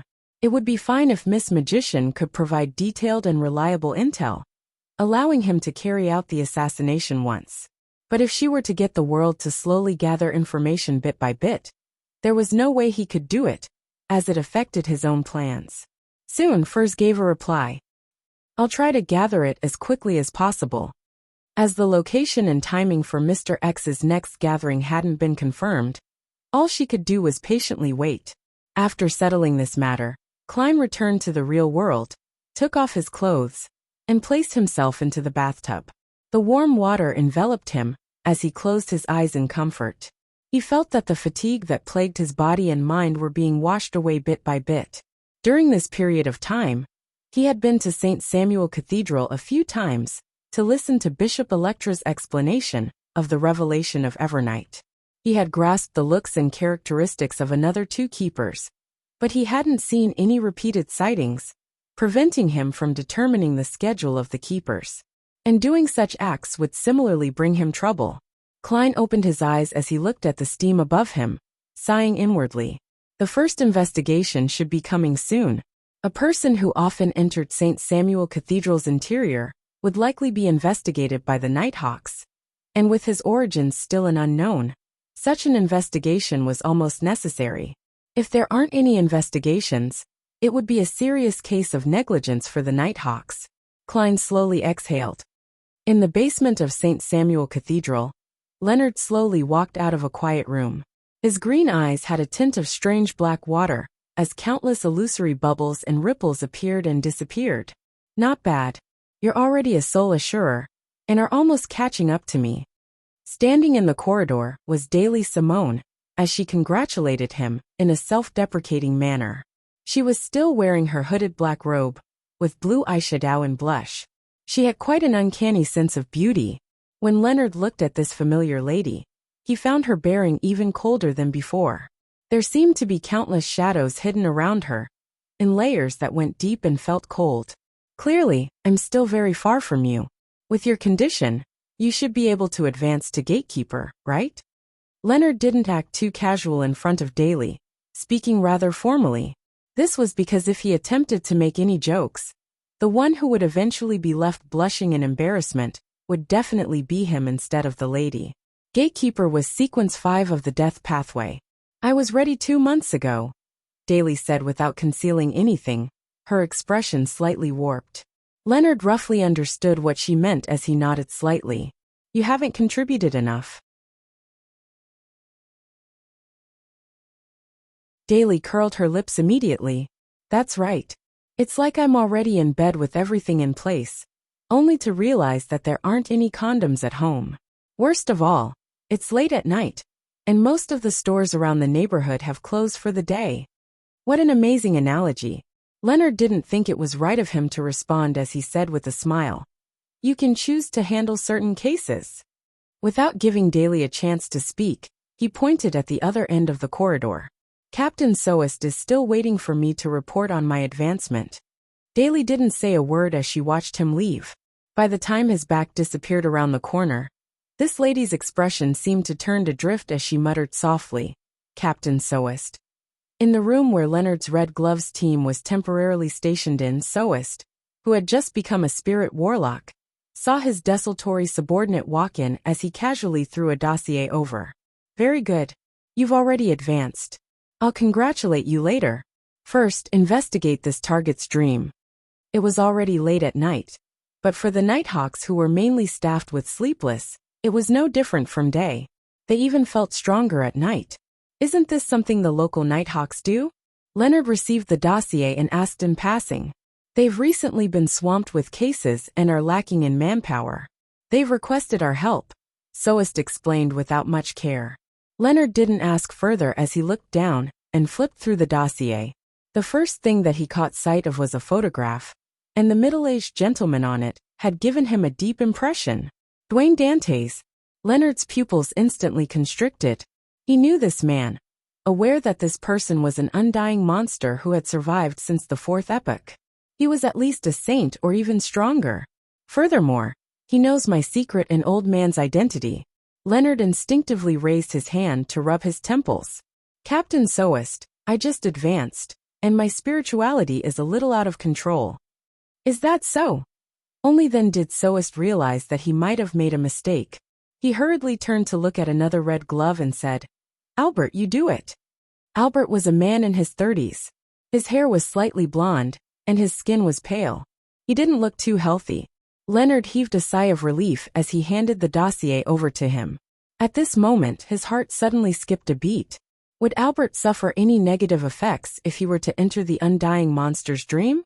At that moment, he felt a little regretful. He believed that he should have done it himself. At the very least, he knew the level of danger and had faced him before. It wouldn't result in him provoking him. Dwayne Dantes likely won't do anything to Albert. If he has any excessive reaction and causes anything abnormal to happen to Albert, he would immediately expose his problems to us. And with our church's strength and Backlund's situation, there's no way he can leave the city alive. Leonard quickly calmed down, believing that Dwayne Dantes would use a milder manner to avoid the dream investigation. He pulled over a chair and sat beside Albert. Although he appeared like he was reading the papers without much thought, he was constantly watching him to prevent any accidents from happening. 160 Backlund Street, inside the master bedroom. Klein suddenly woke up in his dream, aware that someone had come. The investigation of the Nighthawks? As he mumbled, he surveyed the area and found himself in the half-open room. Following that, he heard knocks on the door. "Come on in." Klein tried hard to make his voice sound like a dreamy murmur. The doorknob twisted as the door opened. A thinly built blond man dressed in a black trench coat walked in. He was none other than the Red Glove Albert. "I'm a superintendent from the Backland Police Department." Albert casually showed proof of his identity and sat opposite Klein. "How may I help you, officer?" Klein got into character. He knew that due to the influence of a nightmare, he needed to appear normal. Albert conjured a stack of papers and began reading them softly. "Dwayne Dantes. Male. Hails from Desi County." He repeated all the intelligence that had been gathered and asked, "Is this set of information legitimate?" "Partially, but some of them are fake," Klein replied honestly. "The only partial truths are probably male and single." Meanwhile, he was making self-deprecating comments. Albert was pleased that he had made progress so quickly as he asked with a deadpan expression, "Which of these are fake?" Klein was already prepared for that as he pretended to recall. "Most of my wealth doesn't come from mining, but from adventuring in the southern continent." He fabricated a story from Anderson's description of West Balam about how a commoner earned his wealth by relying on his eloquence, intel, experience, and guts in an area that conflict often happened between Lone and Intis. This story wasn't considered very detailed, and it was mainly an outline. The main goal was to make the Nighthawks believe that Dwayne Dantes wasn't a beyonder, but just an ordinary person with a sense of adventure and risk. Such stories of people getting rich were common in Lone. You're tuning in to the Lee May's Wuxia Whispers YouTube channel. We're so grateful for your support, and don't forget to subscribe to join us on this incredible journey through captivating stories. Your generosity through donations truly makes a world of difference, as it's the primary source of revenue that allows me to expand and enhance this channel for you. Thank you from the bottom of my heart for being a part of this adventure.